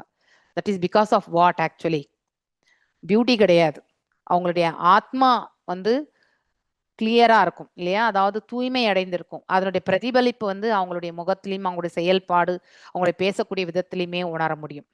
ஓகே, ஸோ அந்த இதை பார்க்கும்பொழுது நம்ம we can feel that divine nature அந்த நபரிடத்துல. ஸோ அதுதான் இறைவனுடைய குவாலிட்டி அப்படிங்கிறத நமக்கு சிறிய அளவுல தான் நம்ம பார்ப்போம். ஆனா அதுவே ஒரு பெருசா நமக்கு தெரியும். இந்த மாதிரி யாரை பார்க்கலாம்? அந்த மாதிரி நம்ம என்என்டி பிரபுஜியும் பார்க்கலாம். ரொம்ப டிவைனா இருப்பார் அவர். Is very very divine actually. பிரகாசமா இருப்பார். ஆமா, ரொம்ப பிரகாசமா இருப்பார் அவர். ஓகே, பிகாஸ் பை யாரான்னு சொல்லுவாங்க மாதாஜி. ஆமா ஆமா, ஆனா மனசுல எதுவுமே வச்சுக்க மாட்டார். நீங்க அவர் தூரந்து பார்க்கும்போது நம்ம ரொம்ப யோசிக்கலாம், ஐயோ எப்படி நம்ம அவர்கிட்ட போய் பேசுறது அப்படின்ட்டு. ஆனா if you go near to him, நம்ம ரொம்ப அபத்தமா பேசினா கூட அவர் கம்மன் சிரிச்சிட்டு போயிடுவார். அவர் எதுவுமே சொல்ல மாட்டார். ஓகே, ஸோ அப்படி ஒரு கிரேட் குவாலிட்டி அவர்கிட்ட உண்டு. ஸோ திஸ் பாஸ்ட் 4-5 இயர்ஸாக நான் பார்க்குறேன் நான் ஆக்சுவலி. ஓகே, ஸோ நீங்கள் எல்லாம் கூட பார்த்துருப்பீங்க. ஆனால் எனக்கு நிறைய அவரோட அசோசியேஷன் பண்ணுறதுக்கான வாய்ப்பு இந்த இடத்துல சேவை பண்ணுறதுனால கிடைச்சிருக்கு இல்லையா? அதனால எப்பவுமே இந்த வீக்லி ஒன்ஸ் லாங்குவேஜ் லீடர்ஸ் மீட்டிங்கில் பேசும்போதும் சரி, ஸோ அவ்வளோ டவுன் டு எர்த்தா பேசுவார். அந்த மாதிரிலாம் நம்ம யாரையுமே பார்க்க முடியாது. காலையில 8 மணி கிளாஸ்ல கூட பாத்தாஜி ரொம்ப சிரிச்சுக்கிட்டே பேசுவாரு பாத்தாஜி. ஒரு நாள் இவங்க மீராபாய் பற்றி பேசிட்டு இருந்தாங்க, திரௌபதி இவங்களை பற்றி பேசுறப்போ இது மாதிரி பெண்கள் பற்றி சொல்லுங்கிறப்போ கோதை நாச்சியாருன்னு சொன்னேன் நானு. கோதை மாதாஜி, கோதை நாச்சியார் தமிழ்நாட்டுல எங்களுக்கு தெரியும் பிரபுஜி. அவங்க கிருஷ்ணாவை பற்றி பாடி ரங்கநாதரையே போய் அடைஞ்சாங்க அப்படின்னு சொன்ன உடனே உடனே ஓ ம். யூ ஆர் ஃப்ரம் தமிழ்நாடு, நீங்க வந்து you will be a guide for us அப்படின்னு சொல்லிட்டு அவ்வளவுதான். So he will give. இப்ப என்ன சொன்னாரு, இந்த வாரம் வந்து மீட்டிங் வந்தப்போ every one take the responsibility தான் இல்ல. ஸோ எனக்குமே வந்து ஒரு மாதிரி சங்கடமான சுச்சுவேஷன் தான். எல்லாமே இந்த பக்கம் வந்து நான் கொடுப்பேன், ஆனா நிறைய பேர் ரெஸ்பாண்ட் பண்ணவே மாட்டாங்க. அப்ப அங்க போயிட்டு நான் வந்து என்னெல்லாம் முடியுமோ அதை மட்டும் தான் சொல்ல முடியும் இல்லையா? ஆனா இந்த வாட்டி ஸோ பிரபுஜி வந்து let me meet the team, let them activate. அவர் வந்ததுனால நம்ம நிறைய பேர் சேவைக்கு வந்து நிறையவே போக முடியும். ஸோ அதனால வந்து டேக் திஸ் ஆப்பர்ச்சுனிட்டி, இறைவனுக்கு தொண்டு பண்ணுங்கோ. இவ்வாறு தான் இந்த ஸ்லோகத்துல இருந்து பார்த்தீங்கன்னாக்கா, ஸோ பகவான் மீது பக்தி கொள்ளும் பொழுது அவர் வந்து தன்னுடைய சேவையில அவங்கள வந்து மிக அருகில வந்து வச்சுக்கிறார் பகவான் இல்லையா? இவ்வாறு பார்க்கும் பொழுது இந்த வேதங்கள் வந்து பகவானை பத்தி எடுத்துரைக்கிறது இல்லையா? அதனால்தான் பகவானை பற்றி வந்து அவருடைய பர்சனல் ஐடென்டிட்டியை பத்தி எடுத்துரைக்கக்கூடிய அந்த வாய்ப்பையுமே பகவான் வந்து வேதங்களுக்கு கொடுத்திருக்கார். ஓகே, ஸோ எப்படி வேதங்களால வந்து பகவானை புரிஞ்சுக்க முடியும்னு கேட்ட கேள்விக்கு இவ்வாறு வந்து சுகதேவ் கோஸ்வாமியும் வந்து ஒரு கன்க்ளூஷன் நம்ம ஷீலா பிரபுபாதர் மூலியமா நாம இந்த இடத்துல தெரிஞ்சுக்கிறோம். ஓகேங்களா? ஹரே கிருஷ்ணா. புரிஞ்சுதுங்களா? புரியுது. ஹரே கிருஷ்ணா மாதாஜி. ஸ்ருதிங்கிறது வேதங்கள் பகவான் கிட்ட இருந்து வந்தது மாதாஜி. ஸ்மிருதிங்கிறது இந்த வேதங்களினுடைய கருத்துக்களை வச்சு இந்த அதாவது சரித்திர அப்ளிகேஷன், ரியலைசேஷன் நாலேஜ் வரது எல்லாமே ஸ்மிருதி. ஓகே, அதெல்லாமே புராணங்கள், இதிகாசங்கள் அதெல்லாமே வந்து உண்டு. ஸ்ருதி மந்திரம் வந்து இப்படிதான் வாசிக்கணும், இப்படிதான் செய்யணும், இந்த காலத்துலதான் பேசணும், இதெல்லாமே வந்து டைம் பவுண்டு. ஆனா ஸ்மிருதிக்கு அப்படி கிடையாது, எப்ப வேணாலும் நம்ம வந்து வாசிக்கலாம். ஓகே, அதனாலதான் நம்ம இதெல்லாமே நம்ம புராணம், பாகவத புராணம் எப்ப வேணாலும் நம்ம படிக்கலாம் உட்காந்துட்டு. ஓகே, சில மந்திரங்கள் எல்லாமே ஸ்மிருதி வந்து வியாச தேவர் எழுதினது. ரெண்டுமே அவர் தான் எழுது. ஸ்ருதி பகவான் மூலமா வந்தது, அவர் தொகுத்து எழுதினார். எழுதுனது வேற, வந்தது வேற. பாகவதம் கூட ஏதோ மீட்டர் இருக்குங்கிறாங்க, அந்த மீட்டர் சந்தெல்லாம் படிக்கணும் அப்படின்றாங்க. இருக்கு மாதாஜி. ஆனா அதுக்காக நம்ம வந்து இது ஸ்மிருதிக்கு வந்து எக்ஸெப்ஷன் உண்டு மாதாஜி, ஸ்ருதிக்கு மட்டும்தான் கிடையாது. ஓகே, அதனால நீங்க தவறு எழுதிட்டாங்க மெயினா படிக்கிறாங்க, அவங்களுக்கு வந்து அந்த வேத அந்த மீட்டர் படிதான் படிக்கணும். ஓகே ஓகே, கிடையாது அப்படி, அது ஒன்றும் ப்ராப்ளம் இல்லை, நோ இஷ்யூஸ். அதுக்குதான் நம்ம வந்து குரு பரம்பராவை வந்து வேண்டிட்டு தானே நம்ம பண்றோம்.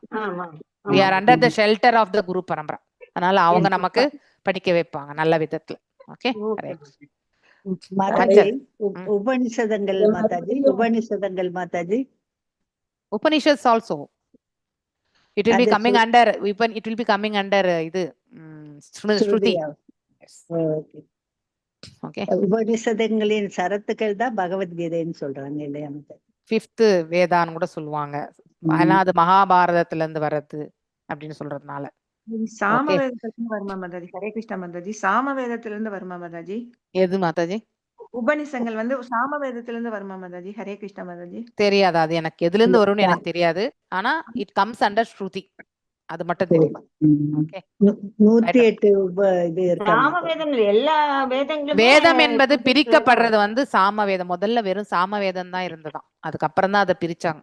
ஓகே, ஃபர்ஸ்ட் இருந்தது ஒரே ஒண்ணு சாமவேதம் மட்டும்தான். ஆனா அதை வந்து பிரிச்சது போது 4 வந்து 3 வேதங்களா பிரிச்சாங்க. அதுக்கப்புறம் 4வது வேதமா வந்து அதர்வ வேதம் வந்தது.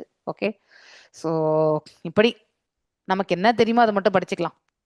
ஏன்னா எல்லா நாலேஜுமே நமக்கு தெரியாது இல்லையா? தெரிஞ்சது வரை நல்லா புரிஞ்சுக்கலாம். ஓகே, ஹரே கிருஷ்ணா. அஞ்ச கல்பதாருபியஷ கிருபா சிந்துபேவச்ச பதீதநாம் பாவனேபியோ வைஷ்ணவேபியோ நமோ நமः. அனந்த கோட்டி வைஷ்ணவ விருந்து கி ஜெய். நாமச்சரிய ஹரிதாஸ் தாக்கூர் கி ஜெய். ஹரே கிருஷ்ணா கிருஷ்ண கிருஷ்ண ஹரே ஹரே, ஹரே ராம ராம ராம ஹரே.